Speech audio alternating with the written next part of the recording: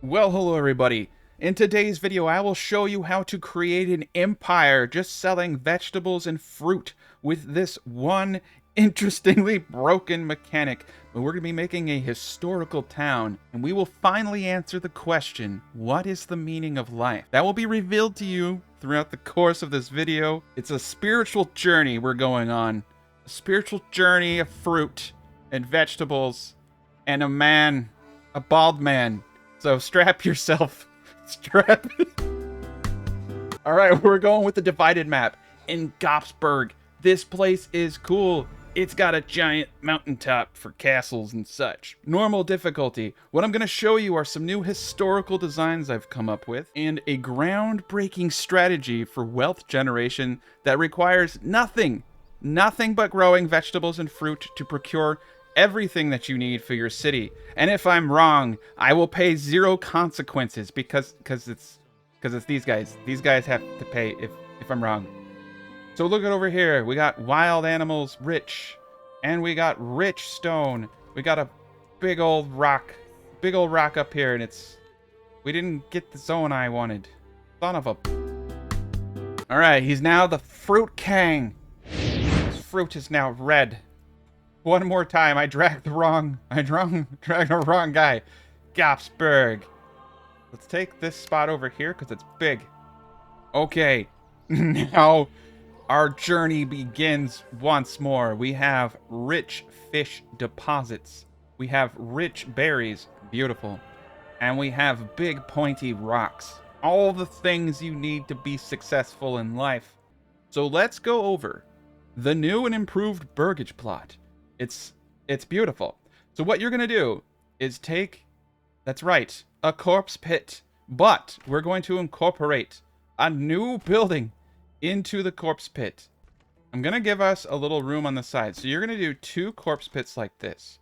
You're going to go to the farming tool. We're going to map this out in our heads. So what we want is something that's about 1 Morgan, right? About this size. So you're going to need to do some finagling.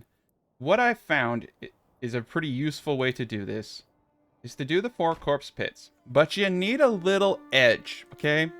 Otherwise, it's too square and you don't maximize your backyard.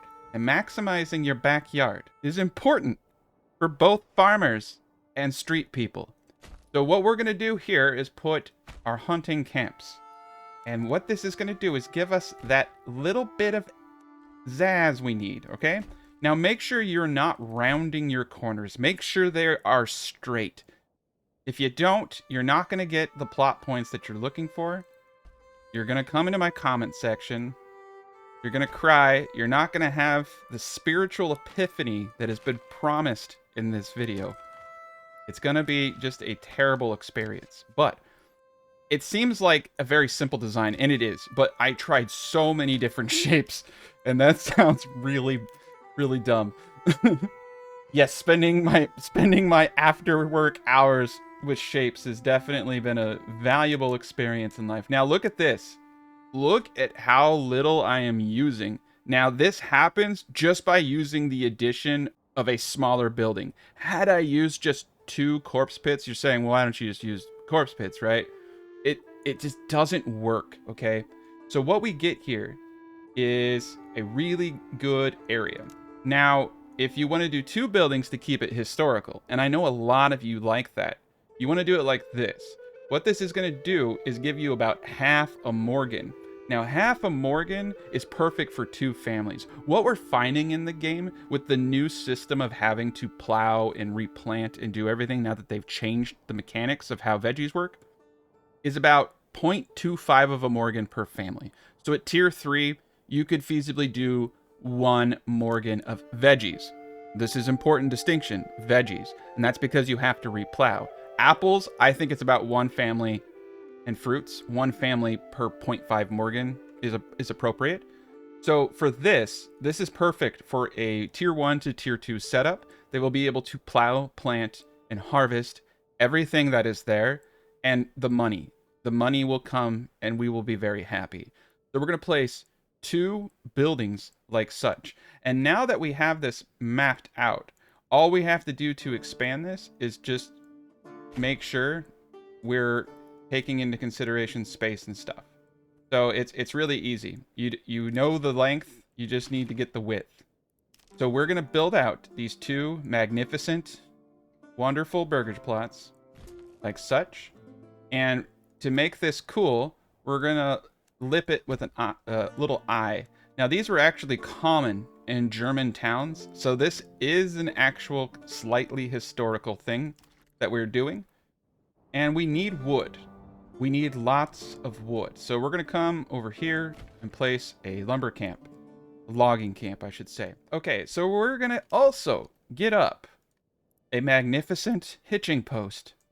And what's cool about the hitching post is the ox, they will live here, and people will pet the ox, and you can watch, and you don't have to pay. There are a lot of places that make you pay, you know, to watch ox petting. And it's free. It's free here in the land of fruit. We're not Gopsburg. We are the Fruitburg. Beautiful. All right, so we're going to let them start building that out. I'm going to put the pony show or the ox show over here. We have a new letter. We're going to unite these lands. I don't know how we're going to do it, but we're going to do it. We do have a neighbor. Now, AI towns are in the game, but they're not working very well, so I've just been not including them until they fix some of the issues, which are pretty substantial. They're a work in process. They do look really cool, and they will be very cool. And you also will be cool once you play the game. That's how the coolness factor migrates. So we do want to get some berries. What's cool about this setup is we do have the potential for a granary and trade post here. So what I would really like to do is have my granary and trade post side by side to reduce the travel time between fruit being brought to the market. Yes. And the game is beautiful. I've recently upgraded from 2K to 4K monitor. Got my 5090 rolling this baby, and I don't know if I could ever go back to 2K after seeing the splendor and the glory that is 4K Ox. You have not lived. You have not experienced the joys of life until you have seen an ox in 4K resolution. He's beautiful. I'm going to name him Tiffany. Now, that's a weird name for an ox, but I think we all know this ox's name is Tiffany. Okay, so they're getting the burgage plots out now. We're all having a good time. We're all working hard. Thomas, Bartholomew, Linhart, lady behind the tree, all of these people enjoying life, working hard. And we forgot to order another ox. I got distracted. And that's another problem with the 4K graphics. You get this. Oh my god. That is look at that. That is beautiful. That is the coolest thing ever. Man, I want to build so many cities here. This is probably my new favorite map because, quite frankly, the Devil's Hill is just too big. This is a beautiful map. You have your castle up here. You got your city down there. This is the scenic map to be building stuff on. And then you can build your second trade town literally right here in this little sliver. You know, fill it full of animals, hunting dogs. Get a little bit of fruit and meat action up in here. But we're taking our time. We shouldn't take too much time, though, because people will die. We do need food, so let's bump up the priority over here on this logging camp. But I am proud of these people. We're probably not going to get our family by the next of the month, but I'm okay with it. I'm chill. I have a vision, and that vision involves fruit and money.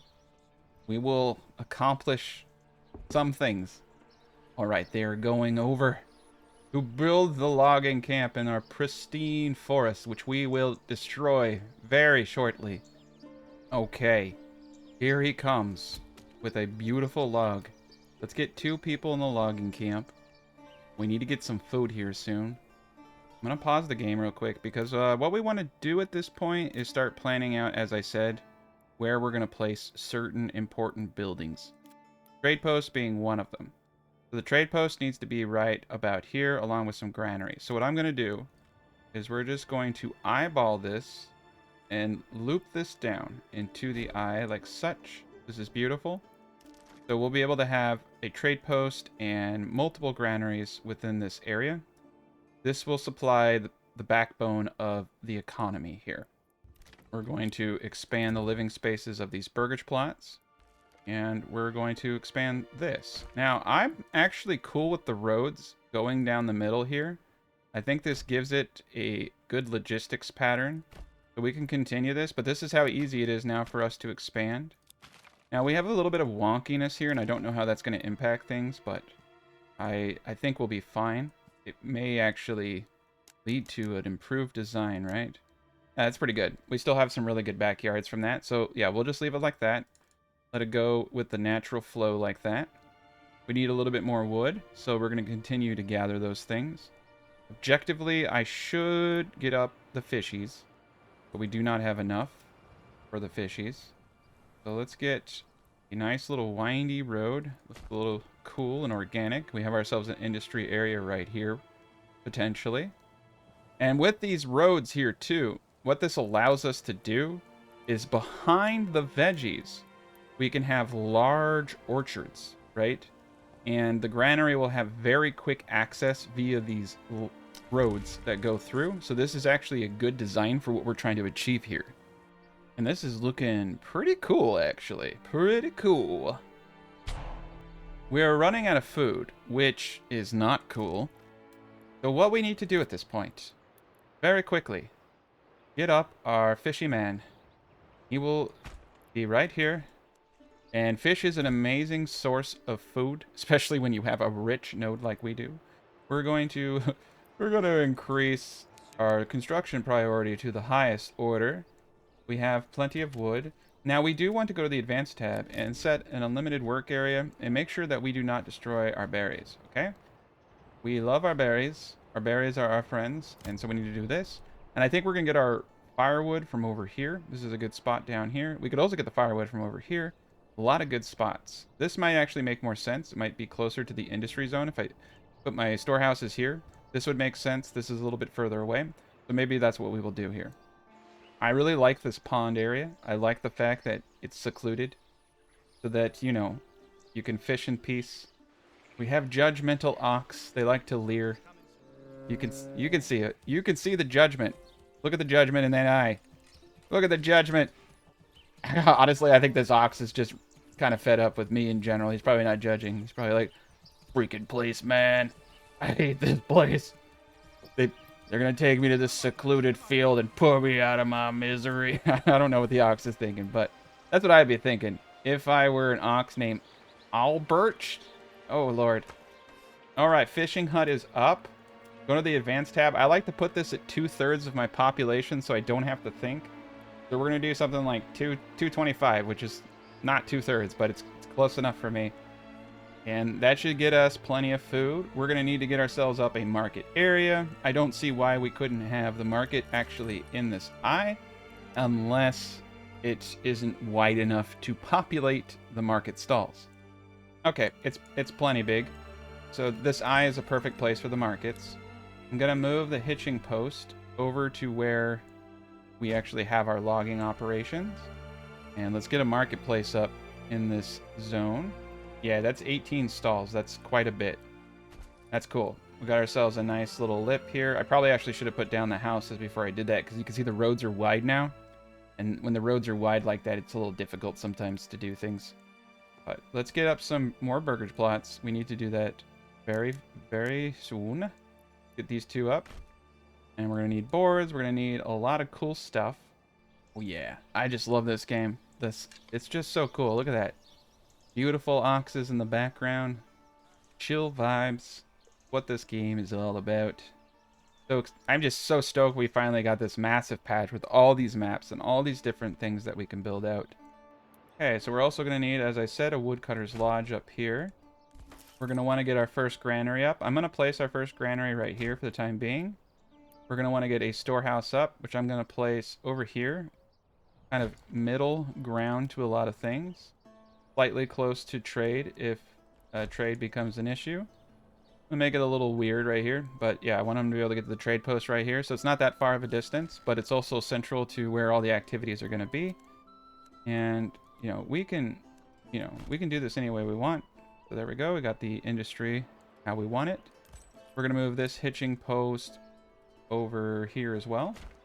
And we're actually going to build up potentially another hitching post because I do feel like we're being held back. We have enough food for 1 month. Let's also get the berries up. Now, you can place a field around the berries to protect it like I've shown you in the past. I'm not going to do that this time simply because I'm trying to go for that organic look, and I don't need to because of the way that I have my areas of operation set up. They won't go over here and they won't cut anything down. As long as you set those things, you're good. You just need to make sure that you do. We'll get this double burgage plot up. And like I said, you can actually just start to kind of eyeball it just a tad bit. You want it to kind of curve with the road though, right? So that you're getting your spaces correctly. But this is a beautiful thing that we have here. I would probably still suggest you use some kind of methodology just to make sure you're keeping everything perfectly sized. You don't want it too big or too small. You get 2 more of these up.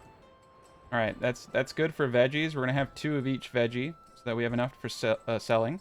It's 1 morgan of each. Pretty darn good.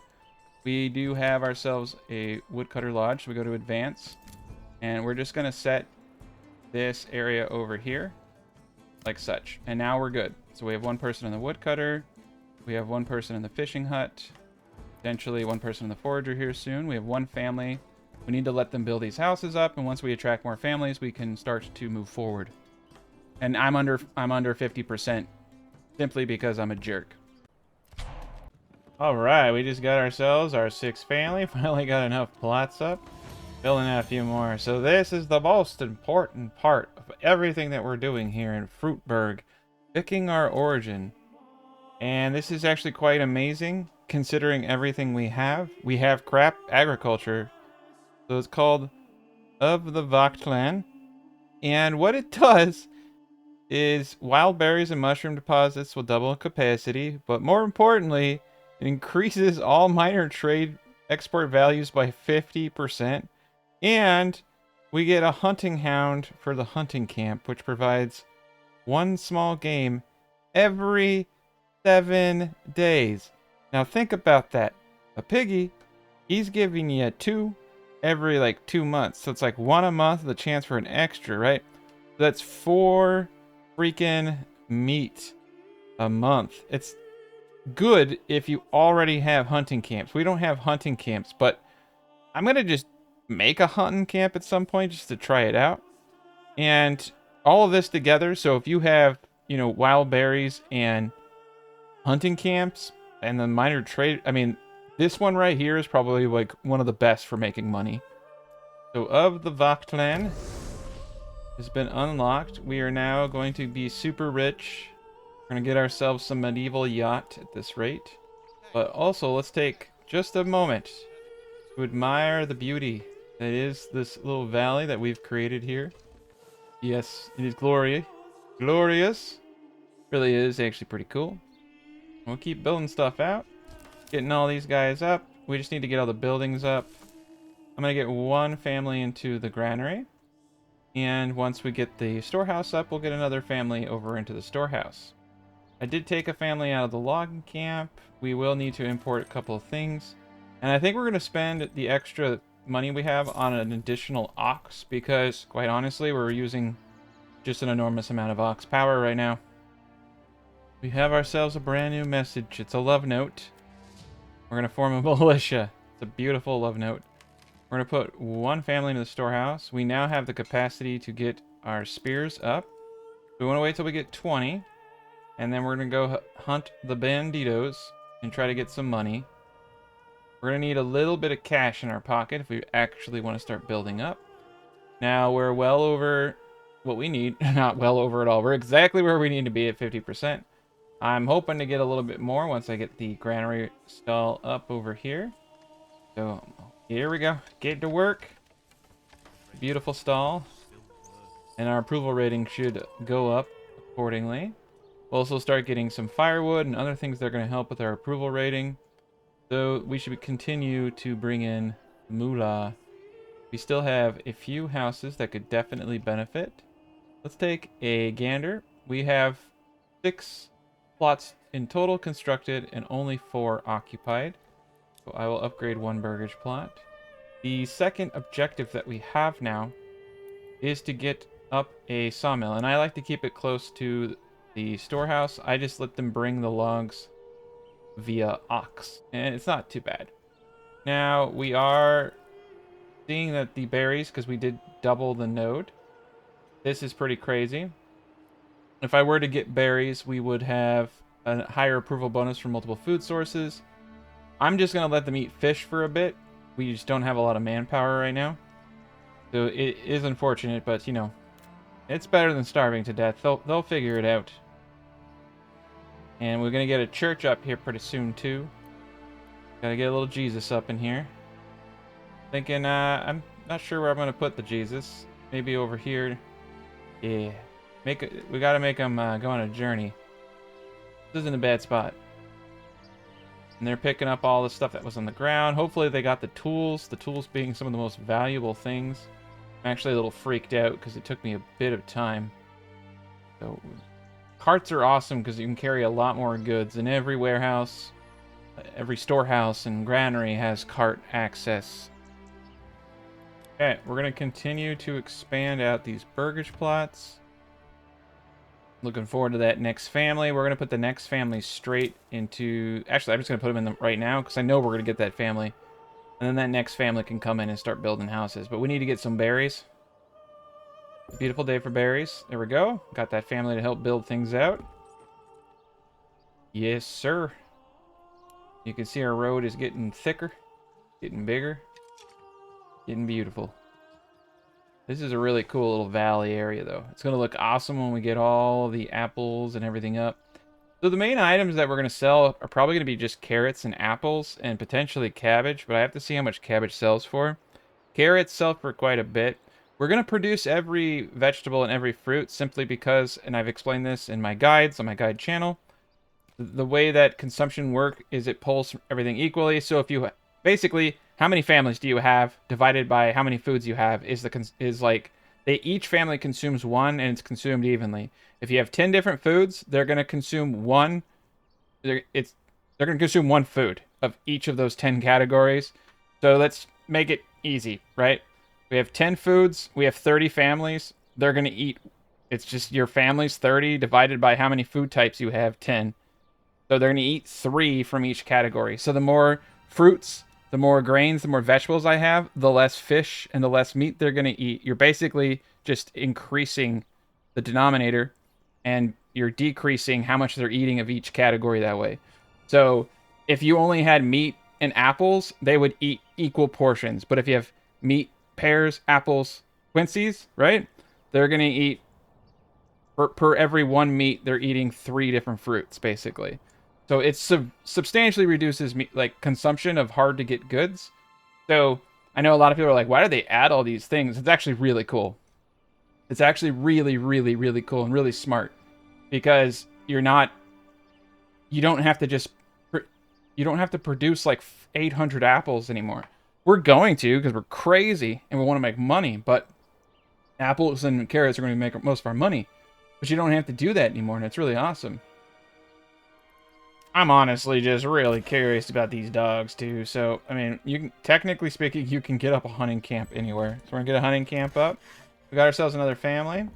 We're going to put someone in the saw pit. We're going to do a reserve of 10 timber. And for plank production, we're going to jack that up to 60 just for the time being. But yeah, we'll just, we'll get an ox. He'll come over here. He'll help us out. We'll get these things going. We do have 7 tools. We're going to need to import iron to make our own tools at some point. But we're doing a good job. You can see there's more berries than we know what to do with. So this is going to be really interesting. And we're getting some good stuff going right now. The church is going to be the next thing we get up to get that approval rating up a little bit higher. Check out these houses. Yeah, most of them have a double. We want to make sure we're maximizing. And this is great. Now, like I said in other guides and earlier, You get money based on the plot, not the family anymore. That's a recent change. So double burgage plots have their place. Single burgage plots have their place. You know, with a double burgage plot, you're consuming less. You're only consuming one fuel per plot, so you consume less fuel. I don't actually think that's an issue. The main thing for me is just the efficiency of multiple families on these plots, but you could also make a case that you could just have, you know, honestly, just thinner plots. There's a lot of good arguments to be made. I personally just kind of like it this way. I think it just kind of makes it look good and narrows it down. But I mean, realistically, you probably could get away with just a bunch of single plots. You'll need a few more market stalls, but they increased the food stall from 20 to 40. They left common goods stalls the same. So that's what I'm saying, is that in order to get your high approval bonuses, you have to have the goods available within market stalls. It has nothing to do with consumption whatsoever. The availability of goods and consumption are two different things. And this is really important, though, to have these, because you need a high approval for taxes and all that kind of stuff. So what that means is you're going to have more dedicated workers to your granary and storehouse if you go single burgage, but the offset of that is you're generating more regional wealth. So that's really what I'm getting at. So if it's worth it to you for the wealth, and it kind of is, going single is the way to go, but you will consume more fuel. You will need more market stall workers. That's the drawback. And in the beginning of the game, that's a pretty big drawback, to be honest. It can be. It can be. Choose your own adventure kind of game, right? I would say where the single plots really shine is, like, you know, with pigs and all those kind of things that are a per burgage plot basis production. And that's where you can offset, make your money, and do all those things. All right. So I'm going to get the... Let's see. The granary's here, so I should probably reserve some of this. Probably reserve some of this for smart stuff.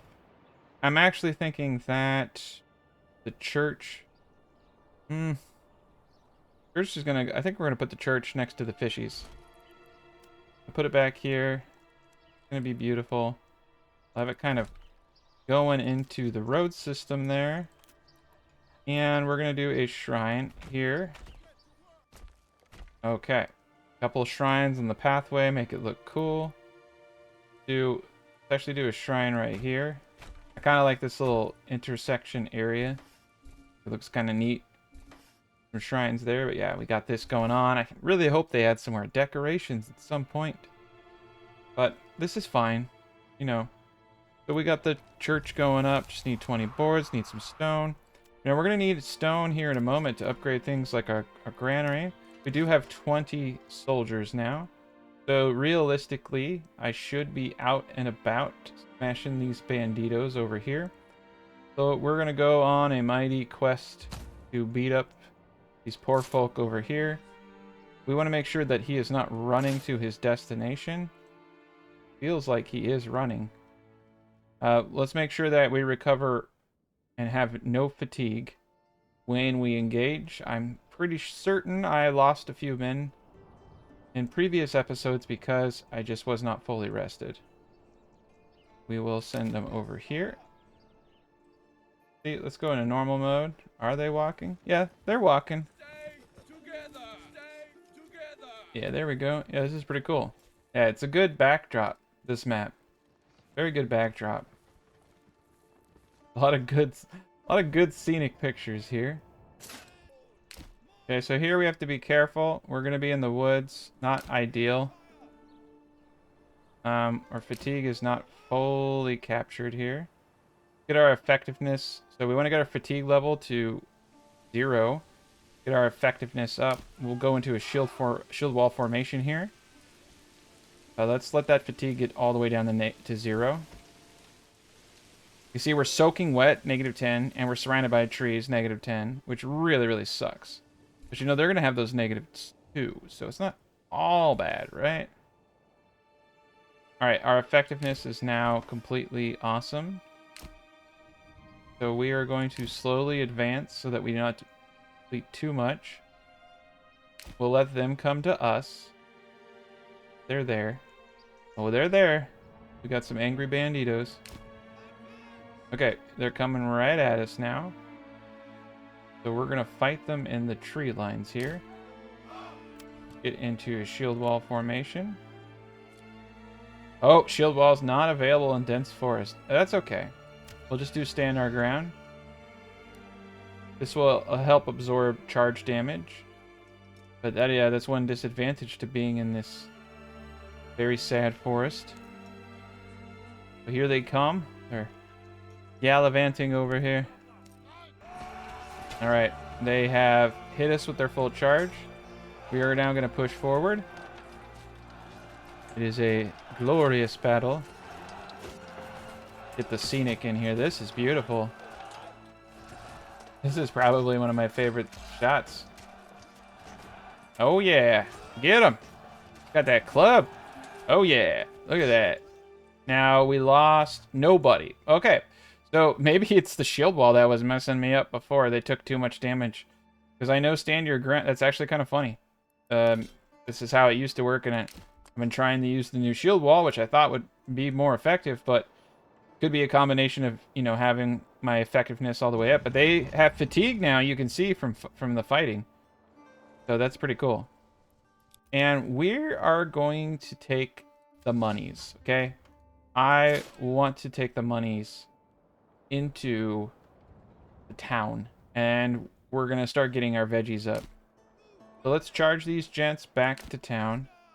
Let's take a gander at what we can do with all this awesome cash. We're going to use the boards that we have now to up all the burgage plots to vet whatever farm we're going to do. We need enough food for everybody. That's a given.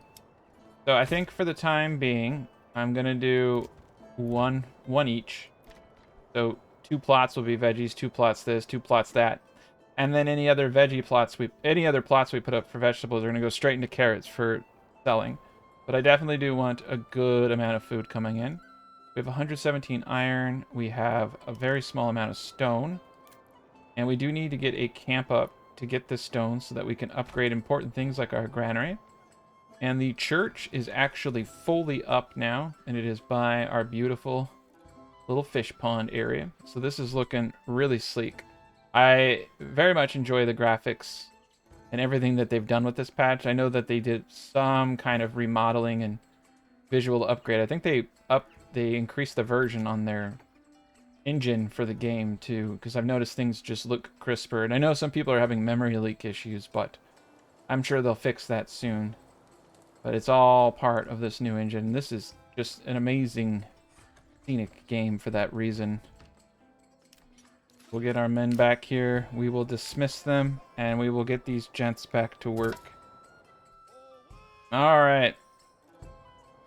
There we go. We're gonna disband all these gents, get them back to work.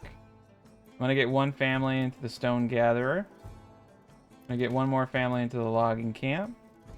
I could take families out and micromanage. I just don't tend to do that. I don't like doing it. We are going to upgrade the large storehouse. We are going to upgrade to a large granary.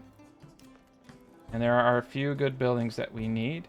Most likely, we should start some kind of import once we get the trade post up and establish trade. So let's do that. We're going to get the trading post up. And remember what I said, I want it close to everything. I think what I'm going to do is place the trade post right here, kind of in a middle ground, and have a road going both ways. That way the granary can move things quick, and that way also if I do decide to sell anything else, it can come quickly. We'll also have more granaries in this area. That will just make it a little bit easier for all parties involved. And we definitely need more hitching posts. I'm going to pause the game real quick. And we definitely need to start getting our artisan buildings out to make bow and arrows and things of that nature. Now, we do have a hunting camp, and you can see here I can purchase a hunting hound. Now, my question is, do I have to have anybody there? Ooh, okay, let's get a hound. Let's look at the hound. He's beautiful. He's beautiful. His name is Nickel. Oh, dude, is he gonna go? Is he gonna go? Okay, let's put a family. Okay, so we did have to put someone in there. for a nickel to go out. But that is cool. So we do actually technically have pets in the game. Now, if I take someone out, what does the dog do? Because he's still out there.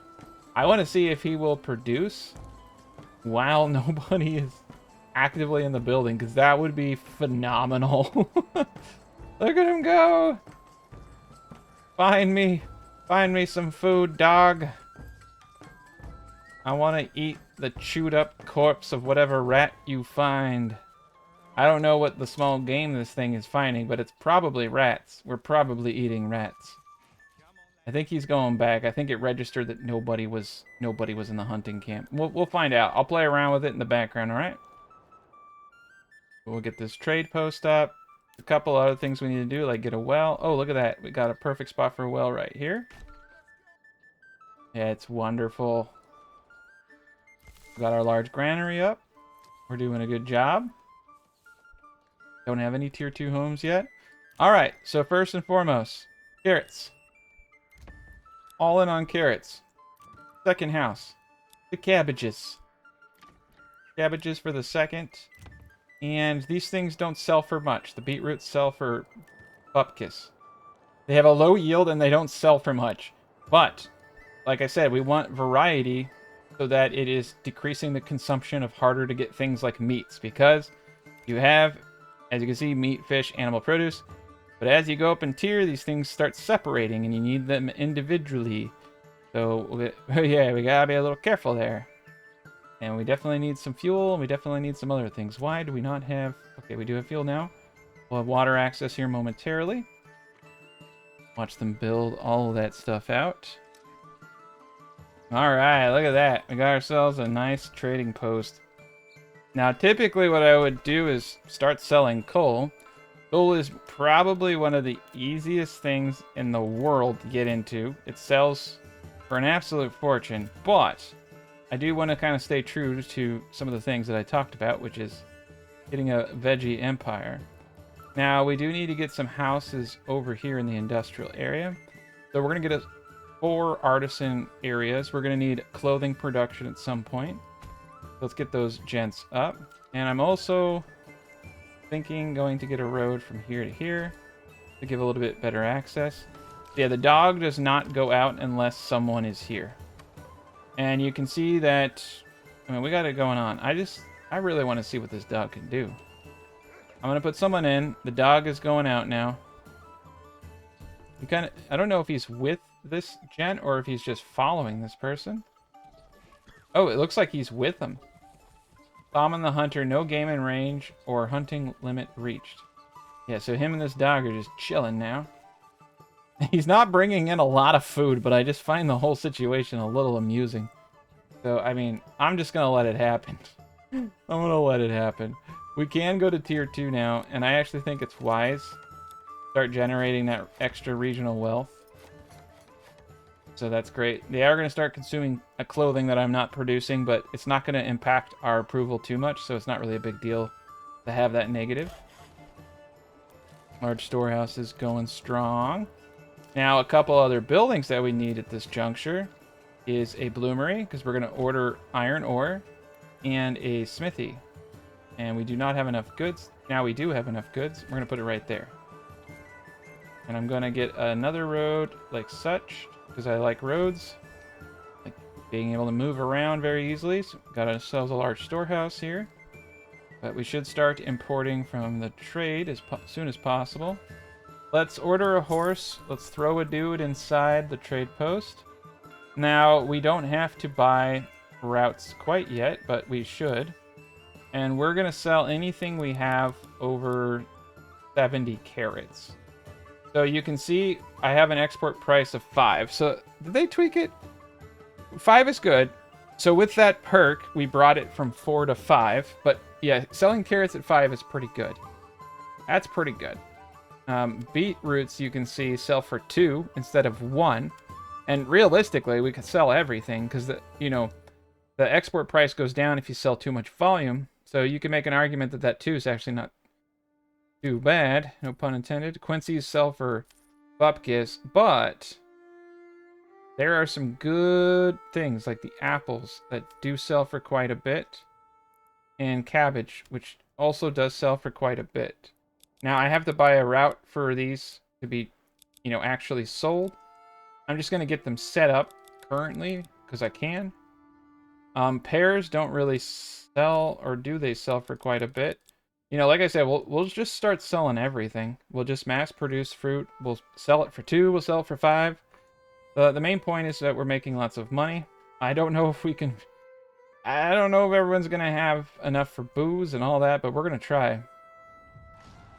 Yeah, we'll be ready. So we do need to, you know, get ourselves going.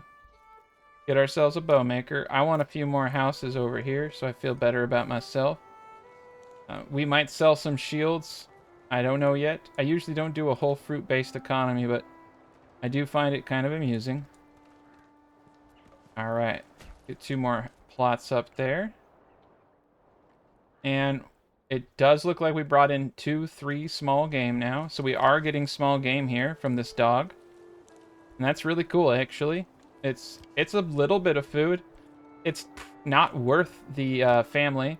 But when you're hunting and you're doing all that kind of stuff, this is really cool. I'm going to take it off, but I did want to show people the hunting camp. So yeah, if you definitely, if you have a nice little place where you have animals and you have berries, and you want to export and make a lot of money from food, it's good. Because realistically, what I would be doing is selling coal, selling carrots, selling apples, and those are things that are incredibly easy to mass produce with very little cost. Except for, you know, a handful of workers. But we're about to have a pretty immense amount of food. And our food variety sucks right now. Yeah, we have 2 of 3 types available. So now that these houses are going to tier 2, I'll be able to show you here momentarily how our demands shift, right? So over here, you can see we only need 2 from these massive categories. But as we increase, those categories start splitting apart. So meat at a later point does actually become very difficult to maintain if you're not producing lots and lots of veggies. But if you do these really simple things, it's actually very easy to do well. So you just need to do everything correctly. So we're going to assign livestock. We got the people. Got 1 person here. I need to start trading something. Let's pause the game real quick. So I do have carp, and carp sells for 5. So we're going to sell any fish we have over 50. And for berries, we're going to sell any berries we have over 70. Now, the reason I'm doing this is because this stuff's going to spoil. So it was 1, now it's 2 with that 50% increase. They round really weird. This should be like 6, but they rounded it down. I think pears may go for 7. I know apples are going to go for quite a bit. But we're not going to buy any trade routes until we have an insane amount of all of these things. I mean, you could argue exporting small game could be a pretty decent way to make money. But we don't need to do it right now. Let's get ourselves another ox.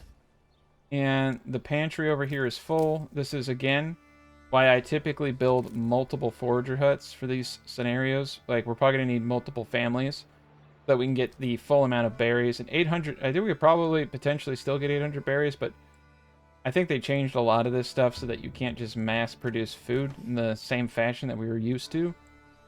But, you know, we'll get some families in here. Things are going to be looking up for us. And we're going to upgrade this well, for sure. Let's hit some more houses.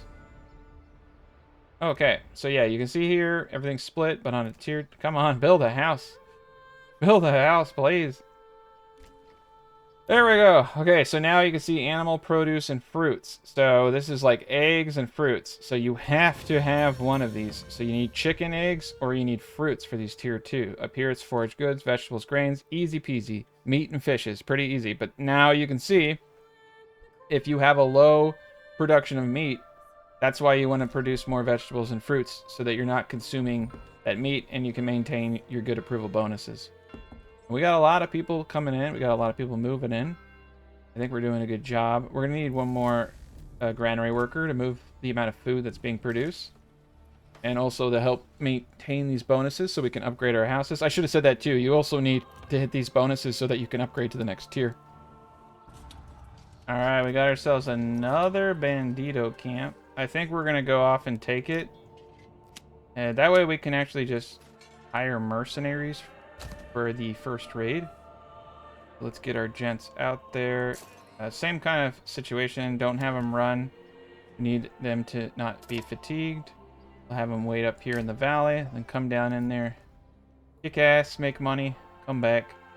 So we have our gents down here. Let's slow down a bit and check them out. You can see they're plowing. Now, this is what I was talking about how these plots are perfect for 2 families. You see how every single spot is harvestable. And right now they are, I don't know, they're touching the ground. I don't think they're they're plowing. They're getting ready to plant. Sometimes they move in at different times of the years, but yeah, you can see that we're going to have a really good thing going on here. And for some reason, they're not getting fuel, and that could be my fault, but I don't think so. They're having a hard time keeping this stocked. So the warehouse workers are getting fuel supplies and sitting around on their asses. Okay. We do have a common goods stall with absolutely no firewood in it. Something weird's going on here. We're going to take them out, put them back in. This does happen. Getting fuel supplies, gathering. But there are still some bugs, you know, in the beta branch, but it's alright. We'll power through. But it's the lack of fuel that's keeping me from being able to get the tier 2s that I need. Alright, our gents should be... Oh, crap. I'm going to have to race to steal this from the Lord. So what he's going to do is attack, and when he attacks, I'm going to run in and steal the money. So once I see their units engage... Alright, they're going to engage. I can now actually, and I do actually want to run. And I want to get in there before he breaks them. Okay, so yeah, we stole it pretty professionally. And we're going to put it in our treasury. And we're going to get our men back into town. And now I have enough to hire mercenaries. So that's really cool. So let's speed all this up. And we got ourselves a really good village right now. I'm honestly thinking this back part here is potentially better for apples. And I think I may just continue to mass produce veggies over here. So I'm going to pause the game real quick. And we're going to get the next layer of awesomeness up. Again, it's really simple. You just slap on a hunting camp to the back and you're good to go. Now, I think we're going to have this one be a little weird. And what's cool is I don't have to do much anymore because I have everything pretty much lined up. Like so. And yeah, I already have the roads. So I don't have to put too many of these down. And they should be pretty close to perfect. This one again is going to be a little weird, but that's okay. And I think we're going to go the distance here. I think we're just going to continuously expand. And these gents in the back here, I'm thinking that we're going to turn these into some very large carrot farms. So this isn't crazy optimal. Not cool. But it is neat. And that's good enough for me. And then we'll get this gen over here. So you see like how I'm really utilizing the terrain. Like the backyard part of these buildings is low. And it seems simple, but it took me a while to realize if I just elongate it instead of making it wider, it works way better. You could try other shapes. Maybe you know something I don't, but this is probably one of the cleanest ones. Now, keep in mind, their gathering point and where they drop stuff off is here, so they have to walk a little bit of a distance. It is kind of far, but like I said, these are optimized perfectly so that there really is no wasted space or dead room. So it's a good trade-off. I think it works well, and, you know, I like it. That's all that matters. Now, for the apples, we're going to do something a little different. For the apples, we don't care as much because the way they harvest is every other tree. And they don't have to plow and redo things all the time. So our apple orchard areas are also going to be tier 3 at some point. And we're going to make these a little bit big. They're going to be huge. So we're going to do a 3x3. And this should produce more apples than we know what to do with. And literally, I think just 4 families on this eventually is actually going to do it for us. So let's see if this works the way I think it should. Oh, that's bad. That's a lot of room not being well used. Went Yoda there for a second. Well used. This isn't too bad, but this guy's arching up. So like this one back here is really good. But this gen over here, pretty crappy, and that's because of this. So what I think we're gonna do another little lippy eyeball thing like that, and try it that way.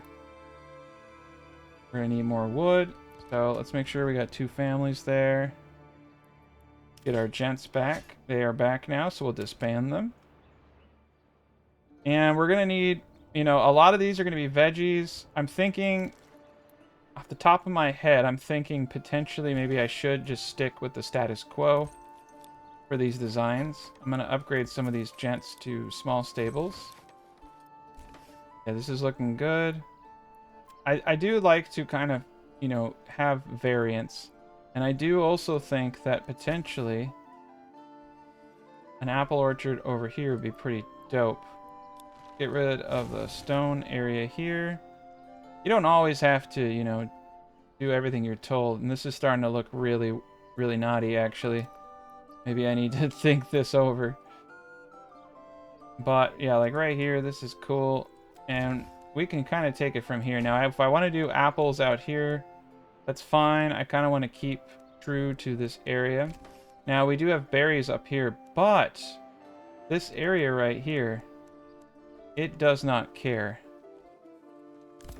As long as I don't touch the area I'm not supposed to go into, which is right there, this is kind of a good spot for apples. Not bad. If I do it like this, it's not too bad. I don't like this, so what we're gonna do is try to uncurve it. There we kind of go. This isn't too bad. So I don't like it though, because I want it to be cool, and it's not cool yet. This is terrible. All right, so let's try an old school point to point. They really messed up plots. Okay, they really messed it up.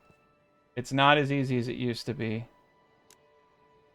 This is actually really close, though, as you can see, which is kind of frustrating, to be honest. Alright, you can try your darndest to make things perfect. It doesn't always go your way. We're going to do it like this. We didn't touch any of the berries. We're good. So this is going to be something. Apples are the only things that I'm thinking we're going to sell outside of potentially pears. That's not bad. So yeah, we're gonna build out our plots like such. That's not too crazy bad. It's not great, but I think it will do fine.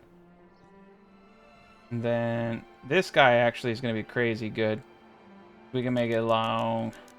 All that matters is the collection point, which is right here from the granary. So this is a good spot. And look at that. That's actually a really good one.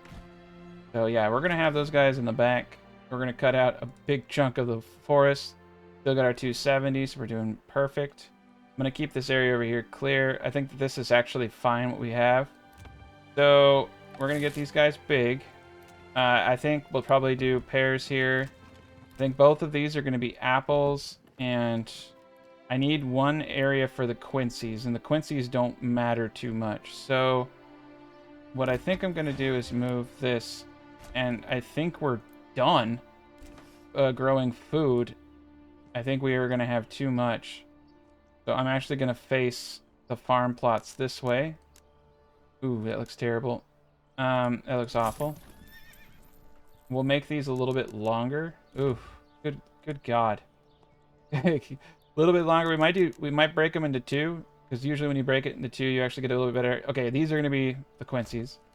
And I think we'll also do a little bit more here. Nah. Nah, we'll just stop. Okay. Now another thing that we're gonna need to do, potentially, is get goats and other things like that. So I want that to be a little bit more over here. So for this area here, we're going to have just normal burgage plots in the eye. So we'll try it with really, really long backyards. That looks awful. Awful, awful. Let's try something more like this, which looks not as awful, but also not as good. I think what I'm going to do is do a little lip. And the lip is bad. Okay, there we go. This should give us ample room for whatever we need and help us generate monies. And I'm going to need to destroy this shrine. And that will be a late game thing we do. So let's get these burgage plots to level 2 over here. I don't know when we're going to get attacked. We do have 1 unit. We do have quite a bit of population. We should start getting the trade really going here soon. Let's take a look at what we potentially can do here. So we're probably trading a little bit here and there. It looks like we can start selling fish. Start selling carrots. And we're a large village now. Soon we'll have a lot of other things that we'll need to buy routes for. At some point I can start selling cabbage. I don't believe cabbage actually sells for too much, but I think like maybe... Yeah, actually no, I think it's on par with the carrots, like maybe 1 less. And let's get ourselves another ox. And we definitely need to start getting these orchards right. We're clearing a large part of the forest here. Make sure this is still 270, okay. It is. Alright. Yeah, we might have to get another berry maker up in the background here. But yeah, these are looking good. So we'll have all of our food kind of growing in one little area here. These gents, we're going to get these up for veggies. Yeah. These didn't turn out too well. So another thing about my historical plots, you see how I minimize by elongating them? I minimize the dead loss. That's another reason why I really like them. So when you make them wide like that, you get a much wider dead loss. And that sucks. So I try to come up with designs that are honestly optimal. And this one just decided to spite me after saying that. But these ones I didn't do perfectly, right? And that's kind of what I'm getting at. If you don't do them perfectly... And even when you do them perfectly, it's not always the case. This one I wonkified too. But as long as you do it perfectly and it's straight, it's typically always going to yield a good result. I would still say that these are beautiful.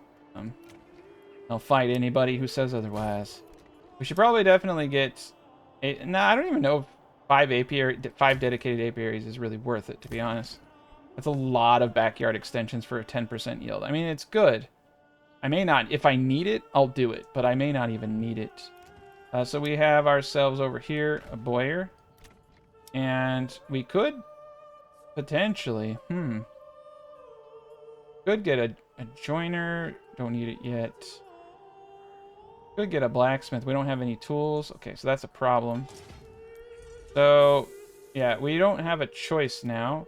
We want to limit this to 10 slabs at any given time. And put 1 person in to make tools, and this is a problem. If we don't have tools, we have a production limit of 10 tools. We need to immediately start importing. We don't need to buy a trade route for this. Raw iron ore is something you typically can just import for without having to have a trade route. And it's a little pricey. It's 11. And we'll just carry 10 at a time. And there's a couple of other things that we could potentially look at for selling. Wool's not actually...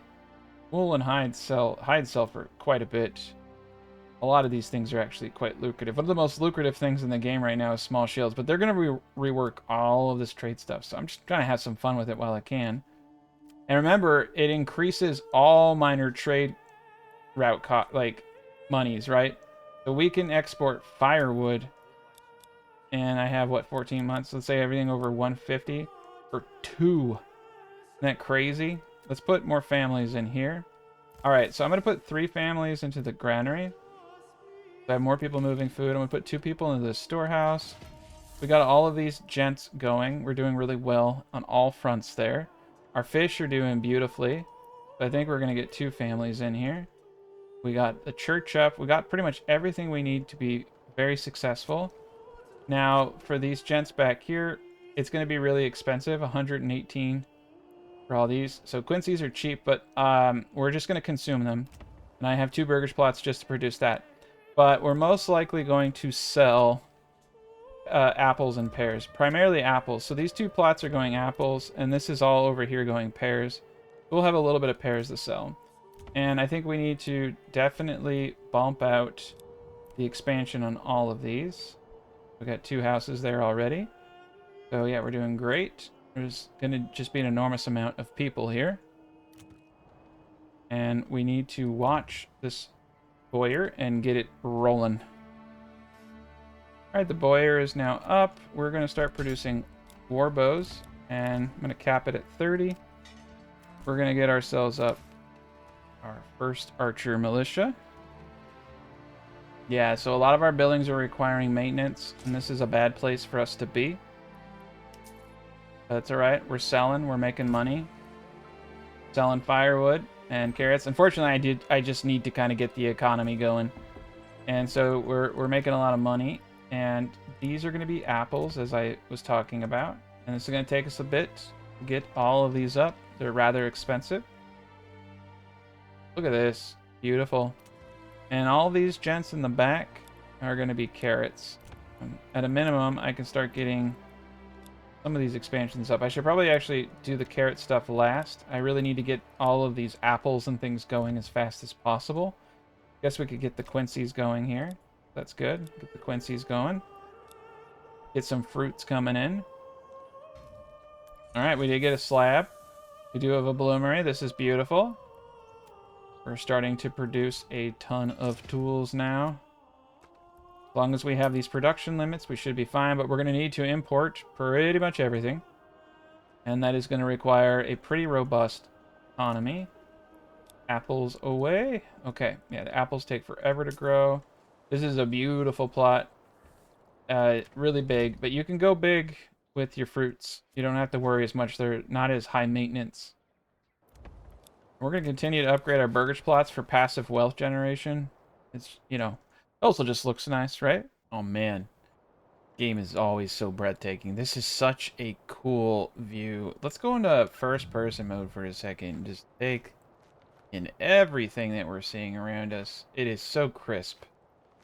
Graphics are amazing. And we can see in the distance the mountain. Now, if we got a castle up on that hill, which I really would like to try and do, even if it's just a wood one, it's going to look really cool. You can see running around our village. I really like the historical kind of setup with the, you know, just normal looking plot burgages, not trying to look like some sci-fi place, but it's looking pretty good. I think the church actually looks really decent over there on the way to the pond. So I'm liking what we have right here. And just knowing that I could run down this road and run up that hill is actually kind of crazy. This is probably one of the cooler maps, just simply because everything ties together so well. I mean, you could even have houses down here, you know, and building up into this monstrosity of a mountain up here. Very cool. Oh man, we're tracking movements. They're going to be here in 24 turns. So let's take a gander. We have a little bit of a force. And if we want to hire some mercenaries, they're rather expensive. We can get ourselves a brigand and the mercenary archers, which would be more than enough. There's a possibility I could take these banditos with just what I have, but I don't want to lose any of my people and our men because the gear is a little expensive at this point. We have plenty of fuel, we have plenty of food, so I think we're doing okay on that front. Large storage house is doing well. I think we are hauling some goods, it looks like, to the trade post. You can see people moving about, moving around. We're selling the majority of the things that we're putting up. And, whoa, what's going on over here? Unassigned transporting planks. Forager transport planks. Unassigned transporting planks. Okay, everybody's transporting planks. It looks like we're getting up the burgage plot level 2. That's cool. We got 6 free families, so you do have a lot of individuals moving about, building up the area. But it is cool to see them in motion and take in all of the awesomeness that is Manor Lords. I'm digging the vibe here. The game definitely has a very good vibe. hard at work right there. The cinematic mode. I think they did a good job updating the game. And this is one of our really cool burgage plots. So I personally think that the historical burgage plot that I've designed with the two houses, especially when you hit tier 2 and tier 3, these are bigger, it's going to look really good. I also like how the house kind of bends here. And, you know, we have our little makeshift market stall area here. Looking really nice. But we'll get back to it. We got a lot of things to do now. Very much enjoying the progress. We are about to have a conflict. And we will need a lot of stuff. Now, there's iron that we could get from our own area. And it might be wise to just mine this out to temporarily lower our import costs so that we can get the remaining apple orchards up. So, fortunately, we do not have enough goods. Oh, we got some problems. We need to get some more monies. But we have plenty of area and plenty of space. We have 24 plots constructed. We've got so much going on. 16 occupied. Our total population is 69. Very nice. Got a few level 2s. Okay.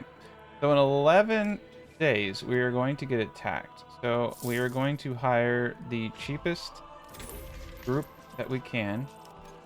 I probably should have checked to see where they were coming from. They are coming from not too crazy far away, and that's great. We'll get them over here. I'm going to rally out our individuals just in case if the enemy does spawn.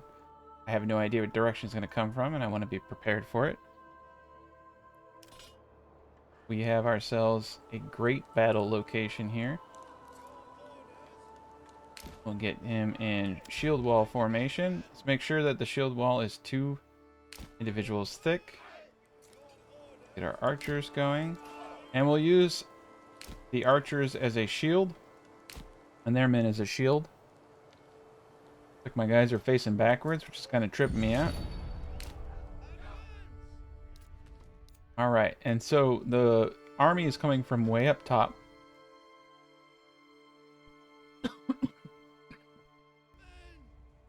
Alright, so what we're going to do is actually meet them right over here. I want to fight in the thick of everything. And we're going to use our gents as a shield. The mercenaries, I should say. They're coming around the mountain. And they're coming around the mountain. Ooh, yeah, so this is going to be a cool spot for a future fortification unit. Oh man, they're coming in hot.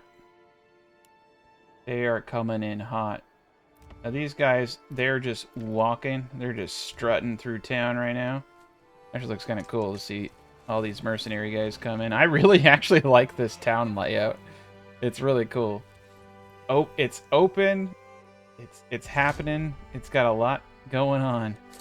All right, let's get everybody running into place. Need to get all of our troops into the right area. Our archers are starting to lay down covering fire as we get our troops over here. Means that these enemies are very, very close. I'm going to get these archers actually like this. And we'll get the can actually right here, because I think that they're going to try to kind of come from this direction right now. Okay, here we go. Now we got a full amount of action going. Click off, we can see, oh yeah, got that mercenary action going.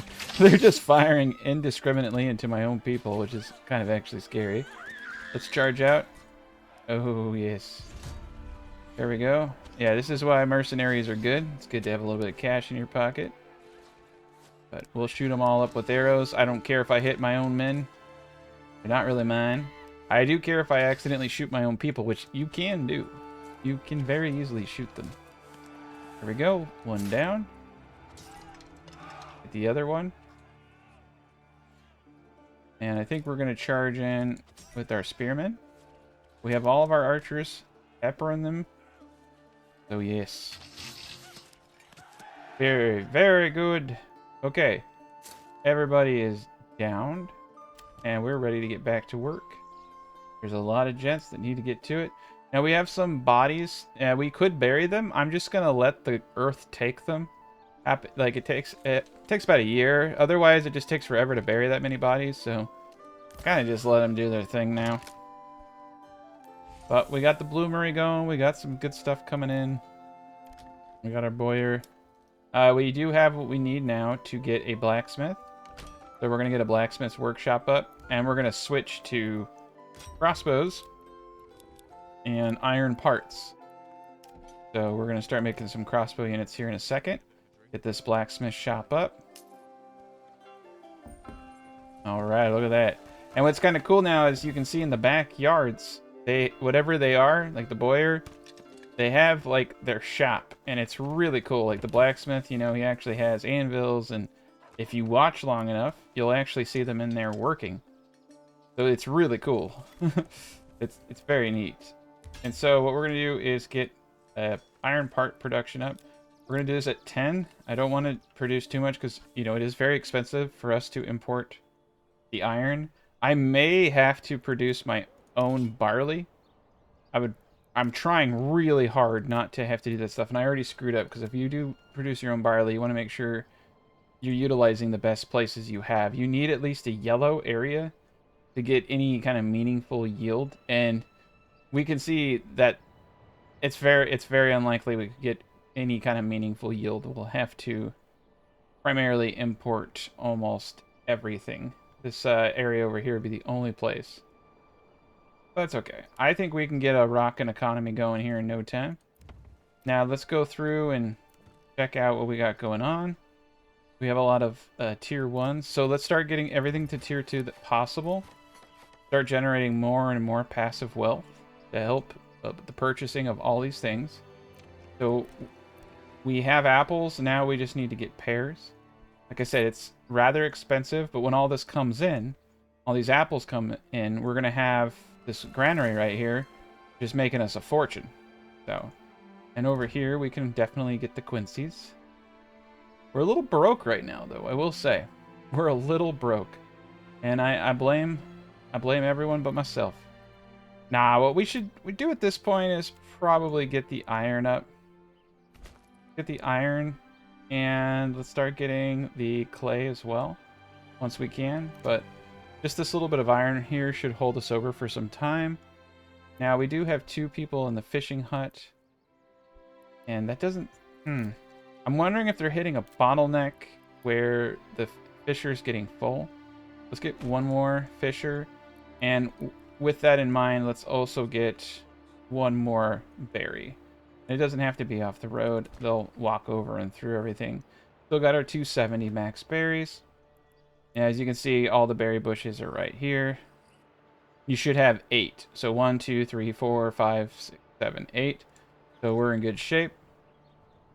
Have all of our berry bushes on a rich deposit. And let's get up a few more hitching posts so we can order more ox. We're doing rather well. We need to get the manor up at some point. And I'm wondering where I should put it. I mean, I know where I should put it, but there are some issues right now with manors that if you don't build them all in one go, you have errors in the game and it kind of crashes. So I'm trying to be mindful of that. And look at them go, though. Yeah, it's cool to see all these families out. Just cool to see all these farm fields out. And as I build up timber, we'll get ready to mass houses over here. Alright, mining pit is up. Let's go in there and get as much of that iron out as possible. More families moving in. I am going to take one gentleman out of there, put him into here. Hopefully that will help us out. We are at our 2/3. We're at 225. So yeah, we should start fishing the crap out of that place here soon. Tool production. I think we're doing great. We're probably going to burn through a lot of the iron we're importing. We have 93 rubble stone still. We have 10 tools. We are actually in really good shape. I definitely want to start getting this clay coming in so we can upgrade a few things. Not enough goods. I think it's referring to the planks. And I do believe the logging camp needs another family. We're really in need of more wood. And sometimes it's best to place as many logging camps as you can, not just to have people in them, but because it's a place for them to store wood. So when you're not using a bunch of wood, you can store it up for these big spurts of growth.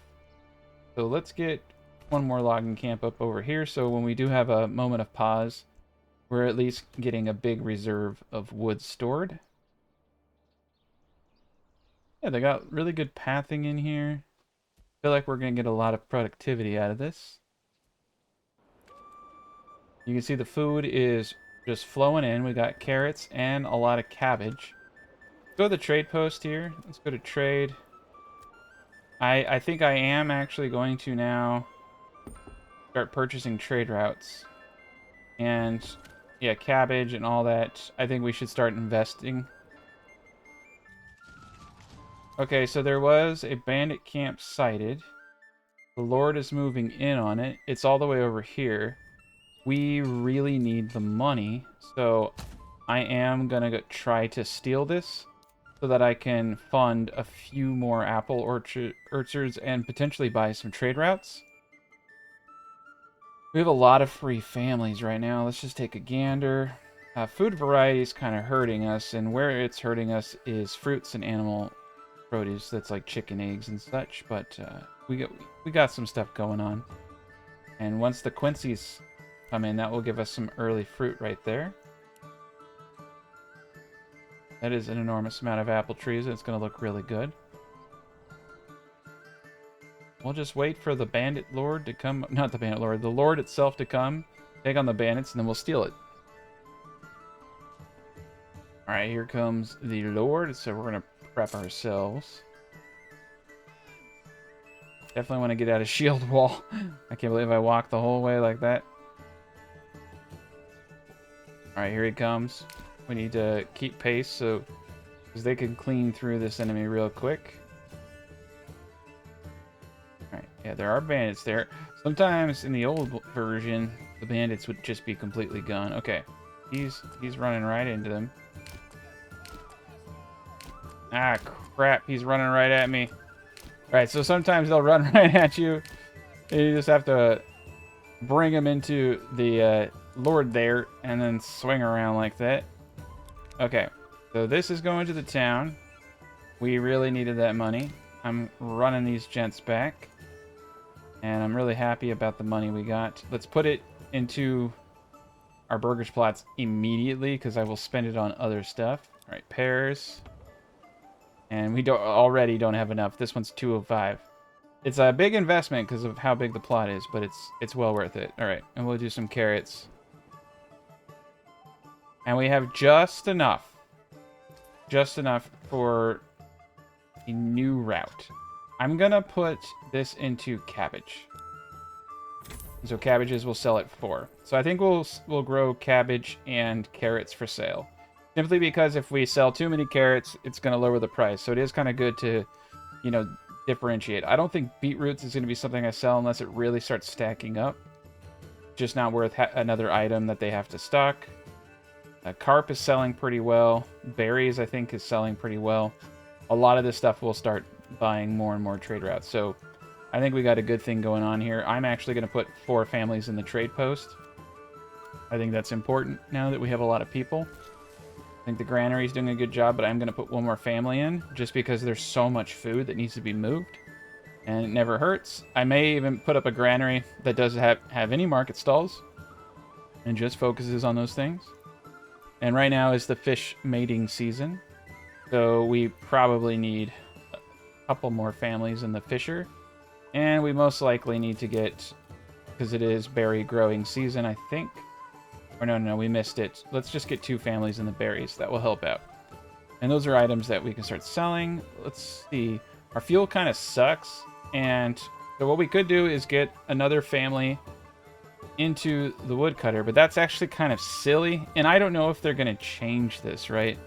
Because if I get another person in the wood, then the trees are getting cut down faster. So logically speaking, that's insane. Like you should just do coal, because you're gonna get 2 for 1, and you're not gonna cut trees down. So coal is just logical at that point. There we go. So we're gonna get a charcoal kiln right up next to these houses, which is kind of funny in retrospect, but whatever. We also want to start getting our sheep up as fast as possible, and start getting into clothing production now that we can afford these things. So we're gonna need a weaver's workshop, all that. But if we get the sheep going now, we can start, you know, mass collecting a lot of things. So I'm thinking that the sheep would love to be in a place that is close to everything going on here. So we're gonna put the sheep farm here. We're also gonna need a livestock trader. And I found out that the best way to do sheep is in small plots. So you see how it does 27 on a small plot? If you do a big plot, look at that, 51. Only, like, way more space, very little return. So there is actually kind of, yeah, that's like 18. There is actually kind of an optimal plot for this stuff. So just keep that in mind. And what we're gonna do, I've been told it's like farming. The long stringy ones tend to do the best. So that's 39, right? And we can kind of do it like a little pie piece. That's 39 too. That's what we're gonna do here. 38. 36. And I don't know why they did it this way, but they did. 35. 34. So yeah, you can see that that's 33. So you can see that the pointier I make it, the better. 32. Okay, so that is what our sheep situation is going to look like right there. And that should get us more than enough sheep, in my opinion.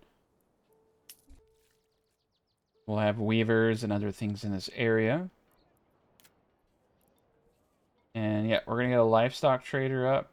And oop, I got to get these guys out of here. Oh, we'll just put the livestock trader right here for now. We can delete it later. Got to get these guys back to work. Hoping now that I have enough for crossbowmen. Yeah, we do. I'm going to get rid of the archers just for now, just to populate everything. And we're going to need quite a bit of sheep. I'm not going to lie. Oh, there's a lot to do if you want to get your clothing going correctly. So we're going to try to do this area too. So you can see here I can get 22. But if I go smaller like this, I get 15. So you get like about 30. But I do think that the best plots are probably to disable the snap the road tool and do something like this. Just kind of play with it. I'm sure that they'll actually fix some of this stuff at some point. Because, yeah, see there, I'm getting 21 out of that. And now we can use the snap to road tool, but it was getting weird. These ones I'm going to make look normal. Just because I don't want it to look too crazy. Alright. So, plenty of room for sheep. This is great. And in the back here, we do have a large storehouse. So, we can get ourselves a road like such, going around everything. And we'll have weavers and things like that in the background here. But this is great for what we're trying to do. Speed this up. We're very broke right now, and that's okay. Important thing is we have the majority of our plants going, the majority of our trees going. Need to get a few more of these guys up in the background. Pantry is full. Oh boy. Dang, 77 carrots. Yeah, so we need potentially another granary helping out here, but they should do an okay job. He's going in, he's getting this stuff. Food's going up, our general goods are going up. Eventually, the livestock trader will be up, but we're broke. We're just broke right now. The fuel is doing very poorly, so let's get the charcoal kiln going. And let's get one other family in the woodcutter just for the time being. I can pull that back later. I'm going to just preemptively get a family into the sheep farm. Oh. Wow, how did they break the logging camp? That's so weird. Is it the tool? We must have run out of tools for it or something at some point. Or it caught on fire. Alright, let's get ourselves another ox. We don't have too many, to be honest. I had 4.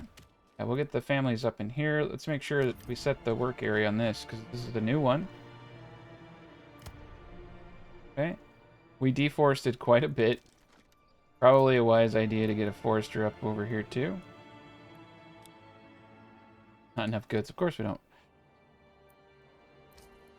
Alright, we're going to pull back a little bit on trade right now. I'm starting to see some things break in the sheep farm. Let's be a little smarter here, I guess. We do have an insane amount of food. Lots of carrots. And those carrots are selling for quite a bit. If we come and we look at our records, we can see we're making quite a... Our carrots are actually supplying the iron alone. Now, coal is typically one of the better ones to sell, but we don't even have a trade route for carrots, which is probably not too wise. Like, we should probably get that going ASAP, because we're starting to really get a surplus here. They're doing a terrific job. A terrific, terrific job. You can see that things are going our way. Last 30 days, we got 17. 30 days isn't good, though. We don't want to look at that. We want to look at a year. If we go to our resource tab, we can see if we go to 12 months that we produce 374 carrots. 374 carrots. Between I think 4 plots. 4 basic plots like this, which is crazy amount of carrots. More than we could even ever consume. So that is a lot of money. We do have some more family members moving on in, so that is fantastic. Go up to 50 burgages with the stone well, it looks like, so it's in good shape. We're getting quite a bit of the iron. That should hopefully help us bring down our costs. We are getting out our crossbow. Now, eventually, I'm going to hit a point where everybody's just full, and nobody needs any more resources, and that's when the money starts stacking again. I should definitely get my manor up. I never am in too much... Because of how glitchy it is, I'm always not in a rush to do it now. Because, like, once you place it, you have to place it and invest all those things into it. I'm really looking forward to when they fix it. It's kind of a problem. But we're just not going to make it a problem. Oh, yeah, look at that. We're going to start having some fruit coming in here soon, and that's going to be beautiful. Alright, logging camp is back up. All 3 families. It looks like all 3 families were locked in, too. Just put 1 family. Let's get 3 of them out there, though. We need a lot of people. Alright, we got iron parts. Winter's approaching. You can see we got many full pantries. They're just devouring these crops. They're getting through them real quick. It's awesome. Over here, they're plowing the fields. They're getting everything ready. Upgrade that to a tier 2. I guess we should just get everybody to tier 2. Now, an argument can be made. If you don't go to tier 2, then they... I guess what they're saying is, and what the dev told me is, that it's... Tier 1 houses should not consume clothing. So if you wanted to keep small little, worker bees... and their little shit shacks, if so to speak, you could do that. You're not going to generate money off of them, but they're also not going to consume clothing. But honestly, if you get enough sheep and such, and if they move it from 1 month consumption to 6 month consumption, I don't think it's a problem at that point. So, yeah, we'll get everything over here going. And we should have enough for like 400 or 500 sheep, which should be more than I ever needed. Alright, we got some money. We're going to pause real quick. I would like to buy another trade route. And we need to buy carrots. So we need 60 in order to buy a carrot trade route. And this trade route's actually really, really important. I'm hoping we can purchase it. I'm hoping that the iron we're bringing in is going to help us there. Now, I mean, to be fair, I could just tell them to stop importing iron momentarily. We can buy this route, which would be smart, because we're being held back, not being... If we buy this route, we can ship 50 carrots out ourselves at a time. So being able to export our own carrot produce, very wise. You can see we have it a ton. Now, we could start selling beetroots. We're getting to a point where I'm getting a little scared about how many beetroots we have. Cabbage, I think, is appropriate. We do have one jet out there moving the goods. So yeah, for the time being, we're going to stop all imports and start collecting as much money as possible. We're doing pretty well. City is really starting to come together. Okay, look at that. Look at that, 101. I almost bought a horse. Oh, we need an extra horse. Okay, we're going to buy this trader out, and we're going to buy a horse. Woo! Perfect. Okay, now the new era of monies. That's going to be huge. Okay, look at that. Now we're pulling in some pretty big figures, pretty big monies. I really want to get up the pairs. I'm going to hold off on purchasing iron for just a tad bit here. Probably shouldn't. I mean, we do have 33 crossbowmen. I want to get another. We want to get a joiner shop up here in a second. And by a second, shoot, screw it. Let's just do it now. So we're going to get up a joiner's workshop so we can start making some shields. This is why I honestly always just start selling shields, because it's just wood, and a small shield goes for 8 a pop. That's one plank converted into a shield goes for 8, which is pretty crazy. We do have a big old pool of money. I'll put one more family in the trade post. But yeah, let's get these pairs going, because they take 4 years to reach maturity, and the sooner we get it going, the better. We're making bank now. Just absolute bank. Selling them carrots. Now, I don't like the fact that they're stored here, because they have... It says they have low spoilage here, so that's good. But it's still a little concerning. Alright. Last pairs are up. There we go. And we should probably just get everything else going. Okay. So what I think we're going to do is more carrots, and then the rest of these gents is going to be cabbage. I think we're going to sell equal parts cabbage, equal parts carrots. So we have all that set up now. We're producing all the food types. We're doing everything that we want to do. I don't really need any more money outside of getting a little bit of livestock. So let's actually import 10 sheep first before going back to importing iron. Get everything set up there so that we can start getting sheep. Because once I get the sheep in, then we can really start going to the big leagues here. Get this burgage plot to level 2. Every burgage plot should be level 2 at this point. I know we're going to get a negative from not having alcohol, but it's not really punishing you the same way it did before.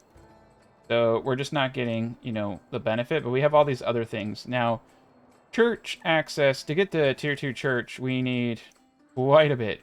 We need polished stone. It's a little bit more difficult to get to tier 2.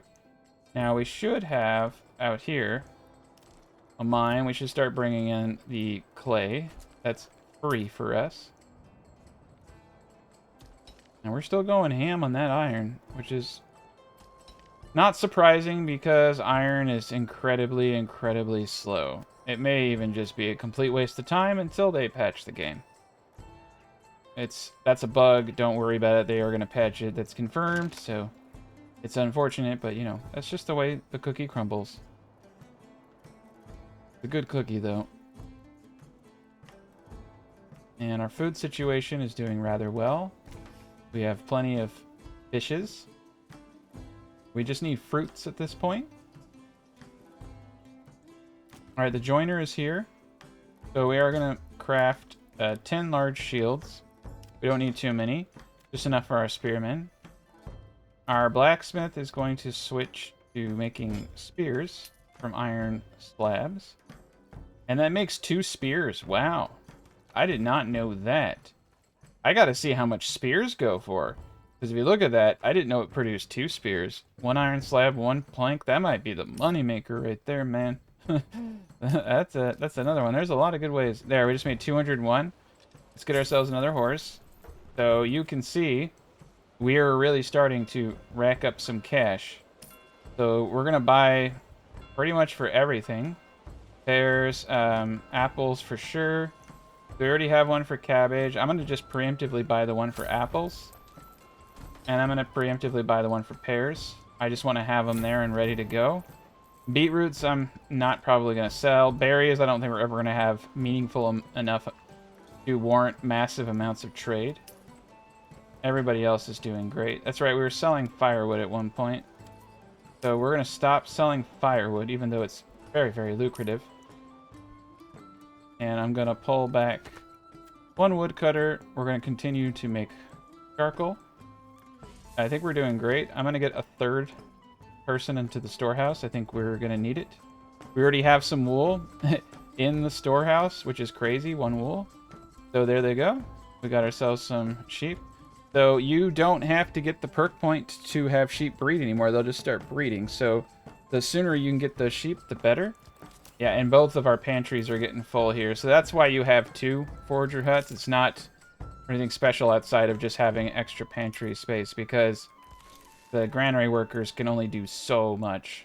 And they can do a lot, but they have a lot of areas, especially in this economy and this kind of build. They just have so much to do. And we should probably get another ox or 2. We have 818. Okay. So the money is really starting to pour in now. This is actually a little intense. I didn't expect it to do that. So we're going to import 20 iron ore at a time because we're rich now. I know some people are also importing some of the wheat and producing bread that way, and then selling it and making a pretty good profit margin. That's really, really interesting. There's a lot of really cool ways. A bread town could be something that you try in your own time. But we're not getting much iron out of here. I think we've gotten 15 iron, and like maybe it's saved us a couple hundred. I mean, the problem is the maintenance on this thing. I honestly just don't even think it's worth it. We're losing money. Now, some of the things that we're going to need are weavers. Now, the ratios that I've found, and I'll be like, a weaver can produce 30 into the wool yarn, and then a tailor can produce 30. So per 30 families, you essentially need 1 weaver and 1 textile maker, essentially. And now when they change everything, you can multiply that times 6. So you'll need 1 per 100. Yeah, it's gonna be real easy. It's gonna be real easy. Right now, it's very not great. And what's interesting is I'm not really being punished on the normal difficulty for not having alcohol. I may not even ever give them alcohol unless I want to go to tier 3, and I don't think I do. I don't think I want to go to tier 3. I think I just want to make a bunch of money off these folk. But I do want to just, you know, play the game and see if I can get some of these things operating the way that I want them to. And once we get a full spear militia, we'll be in good shape. And the hunting camp's kind of depressing because that's a nice one. We have 11 free families though, so I in theory could just get a bunch of hunting camps getting game, but it's a really bad return. It's a really bad return. Now, I think what we're gonna do, something a little silly, and we're just gonna build out, oh god, 7, 8, 9, 10, 11, 12, 13, 14, 15, 16, 17. Now, if I leave these houses as tier 1s, they'll never consume clothing. Well, they're not supposed to. And if I turn them all into piggies and chickens and eggs, it's a lot of food. Now, the fuel cost of this is what's honestly very high, but we can offset that with charcoal. And the monies gained if I take them to tier 2 is because we don't get any money until I go to tier 2, I don't think. Unless we get the perk that allows you to get +1 on top of everything. Yeah, we're not going to make any passive wealth off that, but their contributions to society will be grand. And holy cow, do we have food. And another good thing about Tier 2 is it increases the pantry size and the storage, and that's really, really necessary with how much we have, because it goes from, you know, the 40s to 75, the 37 to 75, so it doubles there. So we can see up here we have 7 sheep. I'm happy with that. I'm not going to purchase any more. I'm actually just going to straight up just get rid of the livestock trader. I could put something else cooler here, like another large granary, which we don't need. And I am of the impression that we have a problem. So what I think we need to do right now is get a granary up, kind of like right here. And this granary is not going to do market stalls whatsoever. It's just going to be a food runner. We have so much food sitting, and sitting food is dangerous because you can see the spoilage is medium instead of low. So food items in the small granary and then large granary boil slower. A large granary negates like the majority of spoilage issues, but if you have over 300 to 400 good, it starts to get into 3 to 5% per year, and that does add up quite substantially. So that's another reason why you don't really want large stockpiles of food over certain thresholds. Like I would say even 200 is quite a bit, but you need that to get through the winter and such. So you can have too much food, like it will just spoil and go to waste. But we're doing great. You can see we're selling the cabbage pretty quick, but we didn't get our New Year cabbage haul here yet, so that's fantastic. We're going to get this granary up, and that's going to help out tremendously. We have a lot of planks right now, and that's great. All these houses are going up. Now, I think I am going to get a manor up, but not to build any kind of cool castle at the time being, but primarily just to get it up. And I think we're going to put it up here, because I think this is the coolest place in the world. And we'll get both of these up. And I can start getting attacks, and I can start building out my retinue. Alright, we got 27. I'm actually kind of partial to getting multiple spear units up right now. Because 2 crossbows and 2 spears is pretty much enough to kill anything that comes at you. Even a super lord army. You just put those 2 shields and spear wall, you have your retinue. Got 2 crossbow units, you're going to have yourself a good time.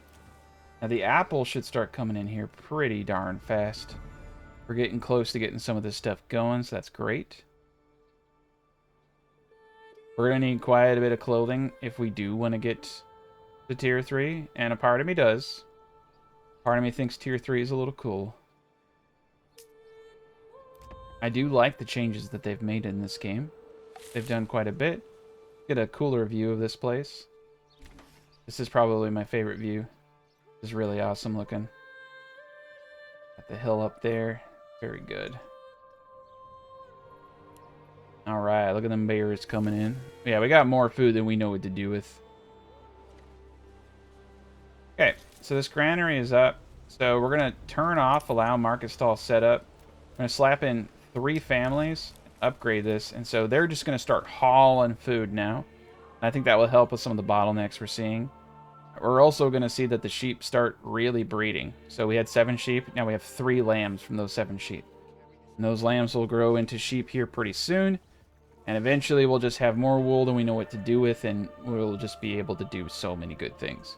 Now, with that said, all 3 of these are most likely going to need to be weavers for this to work. Or tailor workshops, I should say.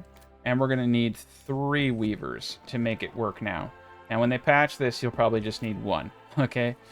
But you know, the sheep, in my opinion, probably even better than like flax if your PC can handle it. I mean, my PC can.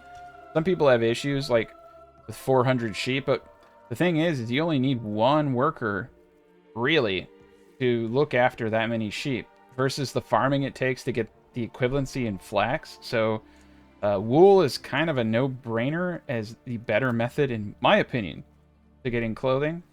But realistically, if you have a really large city, you might want to incorporate both, you know, linen from flax and wool. because it can be a little tricky to scale, right? So, I mean, there's a time and a place pretty much for everything, but for most cities, I think you're going to find that sheep farms are the way to go. Here we go. Weaver's Workshop. So, right here, we do have our main area. So, I'm going to just place the weavers down here. All's about next to the storehouse.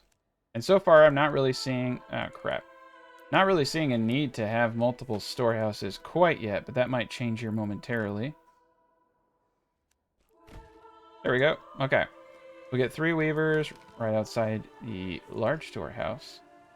This granary is almost completely built up. They're just doing a little bit of construction here. And you can see I have a lot of money. 2,248. Yeah, we need to start taxing now. So it's pouring in. We're not even selling the apples yet. We're not even really selling the cabbage yet. So the principle behind this is stupidly powerful. We're almost done with the manor. Just a little, like about halfway there. Once we get that up, that will help us start taxing. I will upgrade this church eventually, but they are not punishing me for not having alcohol like it used to. Honestly, like I said, if you don't, as long as you're happy with that, you don't technically need it on the normal difficulty anymore, so that's really cool. Food variety is doing really well at 98%. General goods is bad because we don't have clothing. And right now we just need more people to move in. And I'm thinking for these backyards, I may do piggies. I may do a couple things. We could do chicken eggs. Chickens also do produce some meat. If you want to sustain tier 3 happiness, you will need boots.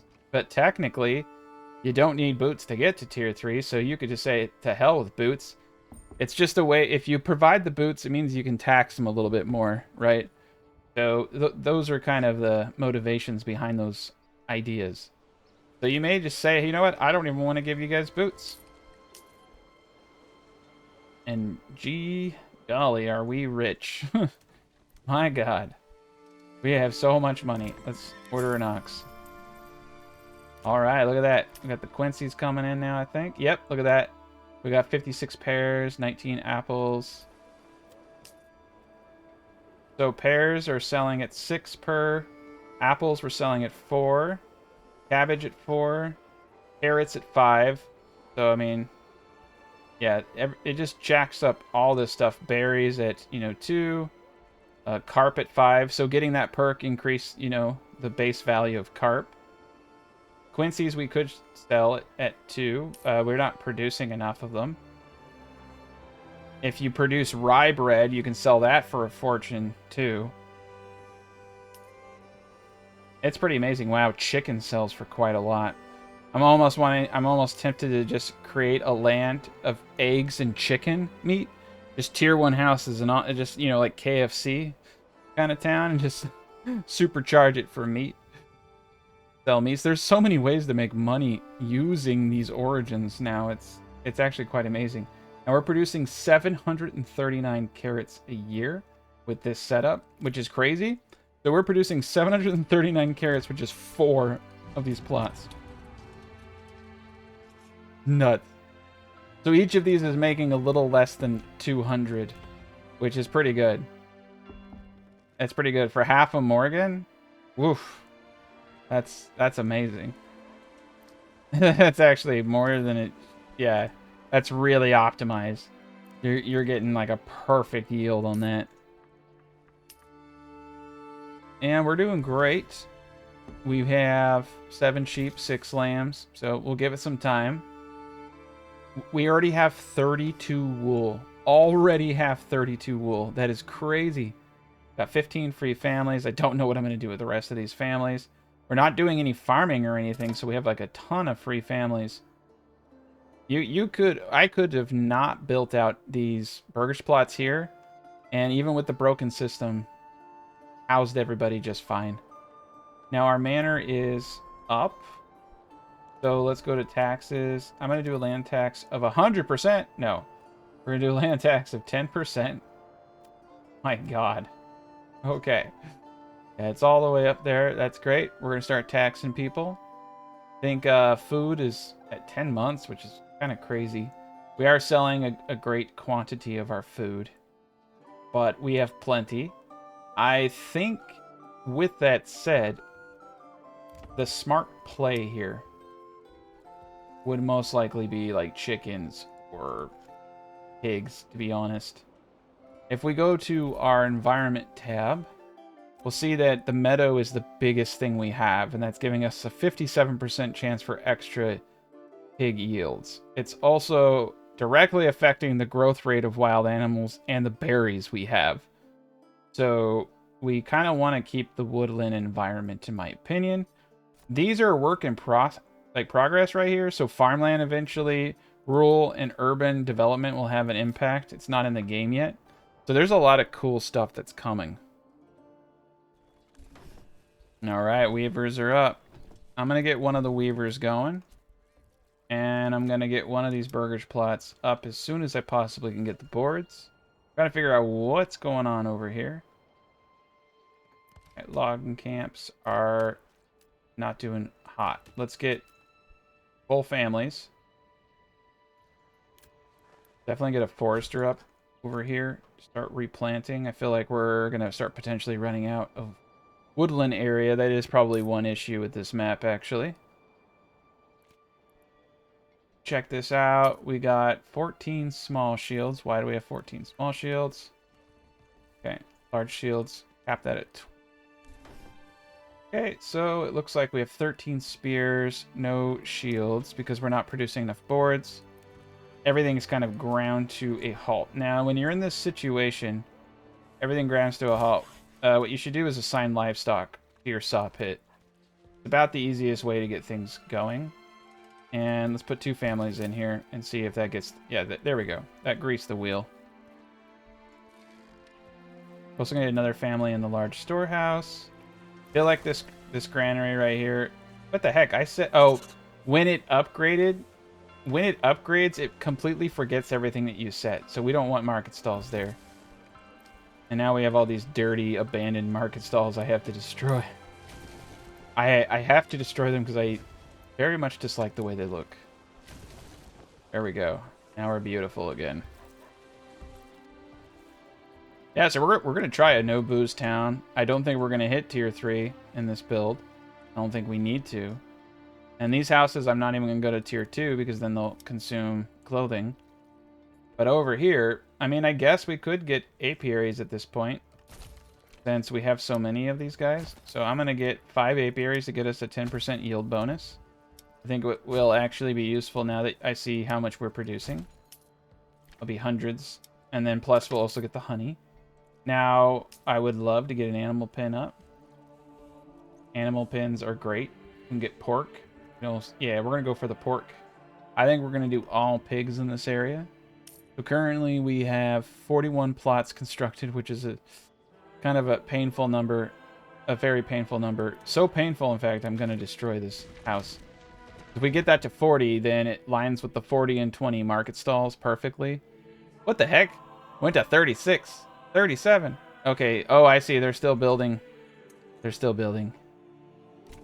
They tricked me. Dirty hobbitses. Okay. Alright. Well, we'll play this by ear. That does put us at a solid... Yeah, that does put us at a solid 40. Okay, cool. It didn't count these guys while they were being upgraded. So now we got a bunch of apiaries in the backyards of these fine establishments. And the rest of these gents are going into the pig land. And that's going to get us an absurd amount of delicious pork. We absolutely don't need any more passive wealth because the trade town is... That's the thing, is that if the trade town can generate the wealth, you don't need much. We don't even need to import alcohol. We're at 70% approval, and I'm doing a 10% tax. We're building a mighty treasury. We'll get our retinue all the way up here in a second. There we go. We got all 24 of them. We still have a ton of regional wealth. This is actually starting to get a little hilarious. So if we go to trade, you see I've made 3,675 off carrots, 1,000 off cabbage. Oh my gosh. 760 off fish. Fish are coming in. 802 off of berries in all time. Last 30 days. Wow. Cabbage is helping out. So the current year, 875 from carrots, 236 from cabbage, and it's more. I mean, look at that. We got a net 924 after everything. This is crazy. This is great. So we're able to import to make tools. I probably could actually do alcohol. I really actually probably could do alcohol. So the question then is, if I do alcohol, if I get these guys to hooch, what would be the best method of doing that, right? Is it importing the barley at 12? Or I do have a lot of workers, so I mean, producing my own malt is likely a good idea. Importing ale itself just straight, or importing mead. Now, what's interesting is we can't produce mead, but it looks like I can import mead. So that's kind of interesting. I would love to see how much these guys cost, but I mean, I am rich, but I'm not that rich yet.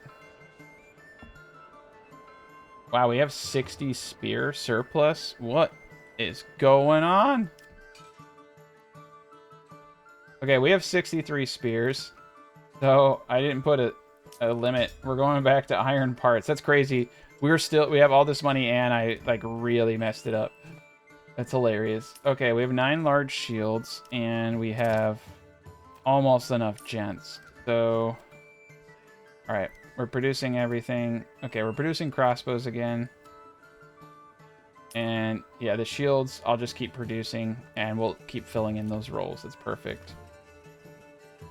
I think I'm just gonna bite the bullet here. And we're gonna go all tailors as fast as I possibly can. Alright, so we have 1 weaver. Do we have any wool left? We have 9 wool and 26 yarn. So we're gonna need a lot of sheep to keep up with things. I'm not sold. I'm just not sold on wanting to import anything. Malt is 14. Malt is 2 more per. So I could skip that whole process of making malt, right? Now, I should have saved 1 house. I should have saved a house for booze production. I don't think we're going to do booze. I just don't see a need for it. We're doing really well. Everybody's very happy. I don't even have, you know, the clothing bonus yet, and people are doing really decent. If I want to go to tier 3, like I said, I think we're good. I mean, we're producing more money, and that money is being taxed. Like, so what I have here is what's being taxed. So in order to generate money here, you need to be generating money there. And they seem to be happy. Let's check out what we have going on here. Yeah, we're selling berries, carrots. Got the pears going out. We don't have too many pears. We don't have too many apples yet. We're not even making that apple money. We got an enormous amount of cabbage. They're just not moving it quick enough for me. This is it's crazy how much we're producing on these historical plots. I mean, they do look really nice and decent. I almost like them a little bit more than the Flexos. Maybe not, maybe. I mean, the Flexos are pretty cool, but this looks really nice. And Pigland over here, that's gonna... Their oinks over here. It's gonna cost us a bit, but once we get these guys going, holy cow. That is a lot of pork. And that pork's gonna help us consume less of everything else. And then we can sell it. I think the pork actually might be worth a lot of money. Oh, shoot. We are getting hit by some banditos. We're, quite honestly, more than ready to take on banditos. We have a disgustingly superior force of raw power here. So let's get everybody in shape over here. Alright, we're going to get these guys in shield wall. It's actually kind of cool that you can get them 3 guys thick like that. And put these guys on stand your ground. The banditos do not stand a chance against this. They're going to try to hurt us. Right now they're in pillage mode, but as soon as they see my gents, they'll stop. They actually might be able to pillage the manor, though. Ooh, there's a lot of them. That's kind of crazy. Are they jumping down the mountain? They're just... Yeah, they're... What the freak? They're just flinging themselves off the mountain there. That's a little freaky. It's going to take a bit. They had the same problem with the other new maps where it just took them a bit of time to get everything up. I'm going to send out these gents to get their attention. Okay, here they come. They're running in. Send our guys back. All right, first volley of the day from our crossbow. Oh no, miss. Oh no, I think I shot my own guy. Is that my dude? Oh no, he had a club. Okay, I thought I shot my own person. We can actually hit our own people. I have decked out poor Sally a few times. You know, friendly fire does happen in war. These guys are they're just doing what they want to do. Oh my lord. Oh lord. Yeah, they're trying to beat up my citizens. They're running amok. Ooh, look at that. We got a few banditos over here. We got them. I basically created this like trench warfare system. I don't know. They got to run through all these fences. The gauntlet of pain. All right. Oof, that was a nasty one. You can see that. No, don't move out. My men are starting to disobey me. Yeah, nah, the banditos are really no match against crossbows, spears. Another thing, too, is because we can't import and make our own stuff, there really is no reason for me not to start making armors and helmets. It's not locked behind any tech. Alright, yeah, these guys... Oh, yeah, we did. We did get a few of these gents. Nice. Alright, I think that's... Nope, there's one more over here. I find the bandits a little obnoxious. They're not too much of a threat, and I wish that they were. Now, we did make a mess of the place, as you can see, but the sheep are chilling over there. We have 7 sheep, 14 lambs. The sheep are breeding so freaking fast. It's like, I think it's like 1 every 2 to 3 days. So yeah, if you realistically, you can even start slaughtering them for meat too. Get a butcher. Sheep are just amazing. Like, if you do not do sheep in your village, you are just missing out on an amazing resource. An amazingly cheap and easy resource. It's just one person. Probably got like one of the best returns of any food item in the game if you do it right. Alright, look at all the pigs. We got ourselves some amazing pigs. I don't know why I did a wall of pigs. Obviously, there's something wrong with me. There's something very wrong with me. But we're going to do the wall of pigs there. Okay. And we have the one weaver. So far, the one weaver, we have 11 wool. It seems to be doing just fine. In the tailor shop over here, we need to make sure it's on wool. So it defaults to wool, which is great. So if you're doing linen, just remind yourself to come over here and change it, but it's defaulting to wool. We're not going to have any kind of quota. We're never going to stop it. We literally are just burning through the clothing as soon as we produce it, so that's a bit of a problem, but it's okay. And yeah, look at this. The money is flowing in. I'm waiting to see what happens when we get all of our apples. I think we're going to get our first massive haul of apples here soon. Got about another year until we get the pears. We're building out a pretty sizable army. We have 5 more available living spaces for people to move into. And I think that that's more than enough families. We have really no need for any more families. The only need would be if I wanted more people in my army here. And we don't need it. We don't need it. We have enough money that we can get mercenaries. We're really in good shape. And I'm just going to close the loop here. We're never going to do this iron right now until they fix it. There we go. I'm just going to get a few more little pens out for the sheep, but we got lots of room for all the sheep out here. And we're going to start producing an insane amount of good meat. Yield is modest. Not bad. It's actually not good at all. It said 362 over 365 days, but they just moved in. So they'll get it going soon. And I guess someone told me that you actually can get a horse for all 4 families. It's just that you only reserve 2.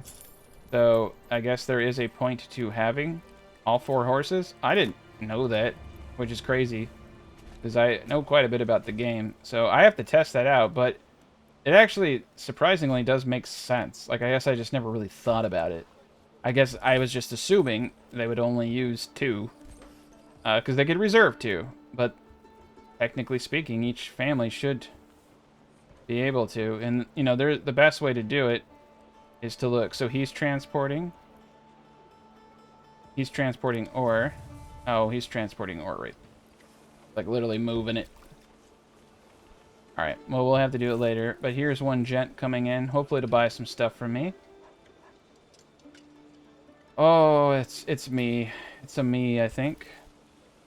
But yeah, look at our beautiful... it's Thomas. Thomas is riding our beautiful horse. Going to market with nothing. He's just taking off, not even bringing anything for trade. And we have a full pantry over here. Yeah, this is why it's necessary to have a large granary over here. But like I said, they can run through the roads here pretty quick. Easy for them to get around. A pretty short distance. Alright, look at that. We're full up on timber and 135 timber. Oh man, are we doing good. Alright, I'm going to do something kind of dumb. I'm going to try to get this church upgraded just because I want to. I don't need to. Just, you know, we need to be proud. So we're also going to need a stonemason's station. Come over to the trade post area. Start importing. The problem is I could just purchase dress stone. I could just purchase roof tiles. I have to buy something for it, though. I much prefer to just bring in the raw material. So I can just bring in rough stone, and I don't have to buy a trade wrap for that, which is beautiful. I can just bring in clay.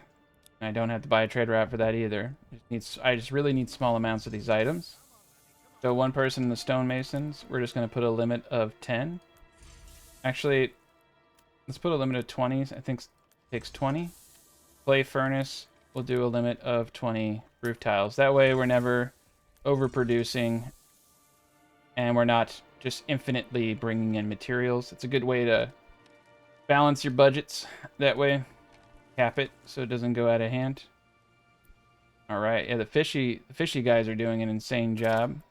I think we're actually...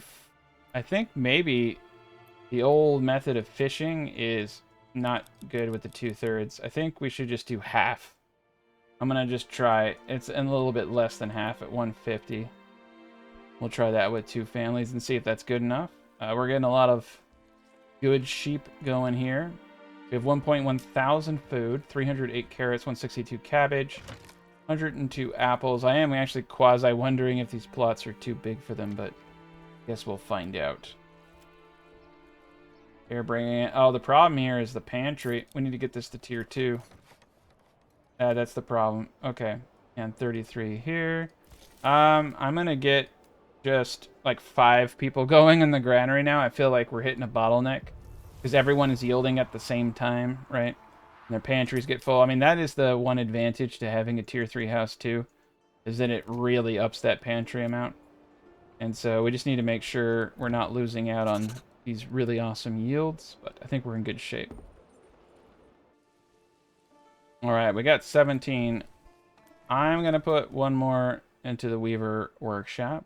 I did a test, and what I found is, like, you get about a 50% increase in productivity when you have 2 families in a Weaver. So I found just having literally a different Weaver's workshop with 1 family, I was getting better results. I still got some testing to do, so this could be completely psychotic, but realistically, you don't produce more. I can tell you. I can tell you that. So I'm erring on the side of caution, and I'm using 2. I mean, the worst case scenario is I'm wrong. Best case scenario is I'm right. But if I put everybody into one family, I mean, I'm not losing anything. Let me put it that way. I'm not losing anything from doing this. I'm not. It's not like if you have one weaver with 2 families, you get some kind of synergy bonus. I mean, you technically could, in the case where certain industries you can use tools to increase productivity, for instance. Like the saw pit, if I do this, if I increase the amount of tools, it will increase the daily labor speed, which increases my yields, basically. So in that situation, yeah, putting more people into a thing and doing that is smart, because you would have to spend more on maintenance. But for the weavers, you don't have that maintenance cost. And so that's what I'm getting at, is that I found that this works really well. It just does. It just works. All right, we're going to put the whole storehouse into gear. I just want everybody moving. And fuel is 8 months, and that's kind of crazy. Let's get 2 people in the woodcutter. And we have 100% food variety. I think we need 1 more granary worker here. Look at all the freaking pork we're bringing in. It's beautiful. So that pork's helping us out. We're getting our meat from that. And that will reduce some of the consumptions that we're having. You can see the church access, clothing access, and booze is what's keeping us from tier 3. Like I said, I'm kind of waiting until the hotfix comes out to do some more of this stuff. But I really like how they made it so that you don't have to go to tier 2 or 3, and you don't actually even have to make booze if you don't want to. Like, I'm not getting punished really at all. And we're making money hand over fist. Got 2 hitching posts outside. All right, we're bringing in the clay. I know I'm trying to get clay out of here. It looks like we have 7 clay. It's not bad. 4 families over there. I don't even want to do this. Like, I'm gonna forget about these 4 guys, and they're just gonna be out there in the wasteland forever. I'm just gonna pay for the clay. We're making so much money. They can go pick up the clay, and we'll be in good shape. I'm gonna boot this down to 1 family in each logging camp. We have so much wood. I have 16 families that I just don't know what to do with, which is kind of funny. The economy in this game is pretty awesome for that reason. Okay, so we're gonna go the distance. We're gonna convert all these guys into tailors. I'm just gonna, like, preemptively put everyone I have into the weaver's workshop, and we're just gonna pray that our wool production increases substantially soon, but it's gonna take time. I may have jumped the gun. We may actually want to get that trader up, and we may want to help push this along. So let's get the livestock trader back up. Now that we have all this cash, I want to start ordering a ton of them. We just need to push this much faster. But we got a really good foundation. I mean, look at that. We have 14, from that 7, we have 14 sheep and 17 lambs. If you just have 2, if you could just get 2 from, like, the very beginning, early stage of the game, because they're only 30 a pop. You just get 2 going and 1 person sitting there. By the time you get to the point that you need clothing, you're going to have so many sheep. So you really can save yourself a lot of money. But realistically, it's not that big of a deal, right? So I'm going to import 100 sheep. And that's not much to me. That really isn't. It's like 3 grand. So we're cool. Now, food is looking a little iffy, but that's because we're selling so much of it. 70 carrots. I mean, we're going through the food pretty quick. I think we're at a good place, though. We're not producing... I mean, we may need to look at what we're selling. So our economy is going to slow down for that reason. I think the pigs are going to help. All these people are basically feeding themselves. But, in some respects, they're a drain. They're okay. They're alright. They're good people. Building requires maintenance. Okay. So we have the iron. I have the blooms. I have the smithies. I'm going to bust tools up to a minimum of 20. Now we're doing really good. We have 12 tools. Yeah, that's really weird. Needs maintenance. Well, give it maintenance. That's... Oh, so that's one bad thing, though. But they did that on purpose, man. That's one bad thing about spamming logging camps now, though, is they take one a year. I mean, one a year is... For the storage is worth it, but yeah, you probably don't want to have 10 of them anymore. It would probably ruin you. And we're just going to keep buying them sheep. We definitely need to get a little bit more ox. Let's take a peek at our resource tab. 12 months. So we're producing 830 carrots, 405 cabbage, 169 beetroots. Berries, almost 500 berries. That's good. If we were optimal, we should be getting around 800. So it looks like that held true. Apples are just coming in because that's terrible. Terrible yield. 245 on pears. So yeah, the apples are just coming in right now. Probably going to get our first actual harvest of apples in this coming year. And the honey's helping too. I mean, it doesn't produce a whole lot of... I mean, it produces enough food to feed the person there, and you know, it's another food source. The main thing is it's giving us that 10% increase in all of our agricultural yields. And we're getting close. We don't have 20. Yeah, we need 20. Oh, we need the mortar. And the mortar you don't need a trade route for either. You just set an import rate, put it 10. And dress stone, we just need one more. And yeah, we'll be good to upgrade the church. That will give us just another little bit of an approval bonus. And we have a lot of money. We just got our first tax, 204, but we have a lot of money. And look at that, man. We got it made.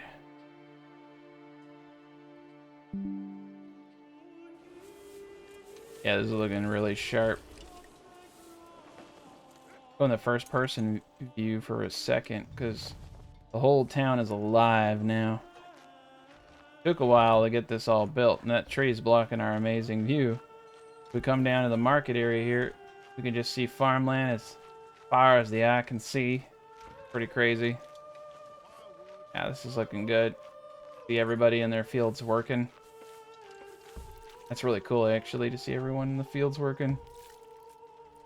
Definitely got a good vibe. Everything feels like a real living town. Got our little petting zoo over there. Oh yeah, there's a horse right next. There's a horsey right there. That's perfect. That's absolutely perfect. Right next to the trade post. And we're selling things as fast as we can get them in. So that's crazy. So let's see if we can get our yields here. Part of me is wondering if I should potentially get another plot up with carrots, but we have 40 burgage plots, and that's where I want to keep things. And we could actually get away with a few more. Alright, back to work. So yeah, the vegetable fruit-based economy is stupid powerful. I could have taken it to the extreme. Instead of doing pigs, I could have done more veggies. Like, I could take this to such an absurd level. It's already more than really what I need.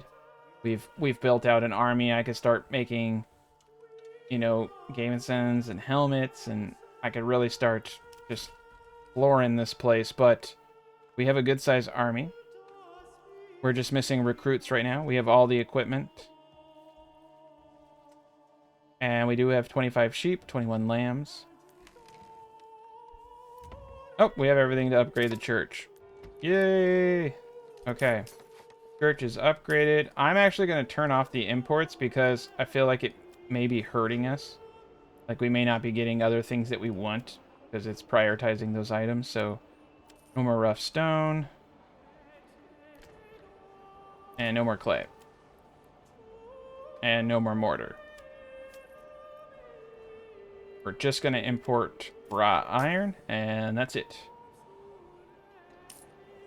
And we don't need to buy a route. Like, people just bring it by hand to us. That's great. The marketplace is flourishing. I don't even know if we need... Like, I don't even know what the guy does. Like, I don't know if, like... There's no yield. It doesn't tell you how much wool you get. That's something like I don't even know. I just have one dude there, and it seems to do well. I'm gonna get 2 dudes here just see if I see any difference. It's just only because I can. And look at that. The church is almost done. Just needs one more brick. And it is good. And there we are. A beautiful church. Perfect. Cool. Well, now we're up to 80% approval. We don't have alcohol. We don't have any clothing or anything. It's kind of crazy. We're actually maintaining really high approval ratings without alcohol. And that's very, very different from how the game used to play. You used to have to get alcohol production or the people would just riot. They just could not take their lives anymore. These are much happier people. Yeah, I think there's something to be said about the amount of people you have at the sheep farm. I can't prove anything, but based off like the activity I'm seeing, let's look at what they're doing, because they're transporting and this is getting resources. So yeah, they're bringing, oh, okay, look at that. They're bringing in the, I've never watched it before. I think I have before. They're actually like physically going out and getting and shearing in the field. So you definitely want, oh my God. So I didn't have enough people. Oh my gosh. I just like straight up did not have enough people to go out and get the wool off of the people I had. So you see they come out here. They got their canes. All right. I think 3 families is more than enough for what we're trying to accomplish there. But that does mean that when they yield, you do need a force of people to go out there. So she just loaded all that with wool. She's bringing it to the weaver shops. We got 46 yarn. And that's kind of crazy because we have 46 yarn. Oh, so these defaulted to linen for no... I guess they default to a random... They default to a random one. Okay. So now we have all 3 tailors producing wool clothing. And we'll see if that actually has any impact. We're above 3,000 regional wealth. We're compounding our treasury just substantially. And we still don't have any apples or any of that stuff, but we should have our first big apple yield this year. I'm really hoping we get them apples. Okay, we're going to max out the granary. We're going to max out the extra large granary workers. I am going to do something kind of crazy here. I am going to have the granary workers here only focus on the big ticket items like apples and carrots. That's it. Nothing else. And I don't need this many people for that. Let's go to 4 families. But that should help out. If we just specialize them to that one task, we should be able to quickly get this massive excess. Everything else can be gathered by these guys. Yeah, we're still importing sheep too. Okay, so I think we can probably stop the sheep imports for a little bit. Ooh, banditos stole my stuff. Not cool, banditos. Nice, 177 cabbage, 249 carrots. Oof, we are pulling in a lot of food. 95 pork. Good God. Got medium spoilage. That stuff spoils quick. That's awesome that we're bringing in everything we need. I mean, we are fulfilling everything but alcohol at this point if we wanted to go to tier 3. We're doing it relatively easy. This is a really strong build. You got a blazing economy. You're producing an insane amount of different food varieties. Very good. And like I said, you get a decreased yieldish. We should be getting around 90 a month from this, and then around 90 a month from this. We need 1 per family. Like, we should be able to keep up with everything. I'm trying to figure out what's going on. Yeah, we're doing pretty decent. We're not like in a crazy situation, but I think that's the argument for also doing flax. Is it's good to have multiple things coming in. What I was doing was like part of the year I did flax, and then the other part of the year I did wool. Like in the winter when I burned through all my flax, because you can make quite a bit of linen. But like I said, and this is where I was wondering, because it's like I think potentially 1 family could do all this work, but I think when you get into the 3 and 400s, 3 families, but that's still a lot less than what you would need for farming. So I would still probably say that it's correct that sheep really are one of the more effective ways to produce clothing, because they got to walk all the way out here. Just magically pull it out of the sheep's you-know-what and walk it back. And that's magical, you know? It's a magical moment. Alright, let's see. What are we getting here? Pork production's real high. Berries at pretty good point. We're not really getting a whole lot of pears, and I kind of knew that was coming. Apples, we still haven't gotten a decent production out of. I think this will probably be the first year. Oh yeah, look at that. They're going. So let's watch. So it used to be they would pick every 3rd tree. So they come out, they come in, they come over, they touch the apples. So they pick up the apples, and then they have to walk it back. Okay. So they used to go to multiple trees before walking back. So now, in order to harvest the same amount, and it doesn't look like they're skipping trees anymore. Yeah, this is likely too big. This is likely too big. But granted, they don't have to plow anymore. You would most likely want this to be a tier 3. And that makes sense. So you could potentially argue that something like this size right here is probably perfect for 2 families. For your trees, for sure. This is likely too big. Like, even this is likely too big. We're probably getting like 70% of that. But this gent right here, we're most likely not going to see our full apple. I think we're going to get a lot of them, like I said, but I don't think... I mean, they're doing a good job. They're doing an okay job. But I think they are definitely moving the game in a direction where the old school historical burgage plots are pretty darn optimal now compared to the absurd. So it's interesting. And like I said, I did not need all of these guys. I could have split these guys up into this area over here, had shorter areas. And what you're seeing, and like let's put this in perspective, right? Like, these are 2 giant plots, 2 giant plots. These 4 plots right here, just these 4 little veggie plots with 8 families, right? We are producing 863 carrots, right? So if I did the same thing, I'd most likely be bringing in 863 apples. It's just, or like 400 or 500 at least. The banditos are stealing from me, but I'm too lazy to go out and fight them. But all right, so this will be our harvest. I'm learning a lot about the apples. I think they changed the way that they work. So I'm gonna probably suggest shorter apple orchard fields, unless you're planning on going to tier 3, in which case you could definitely get away with something like this because you have way more families. Now this is probably a very appropriate... So look at this, 32 was the yield in the last 30 days. That's not a good...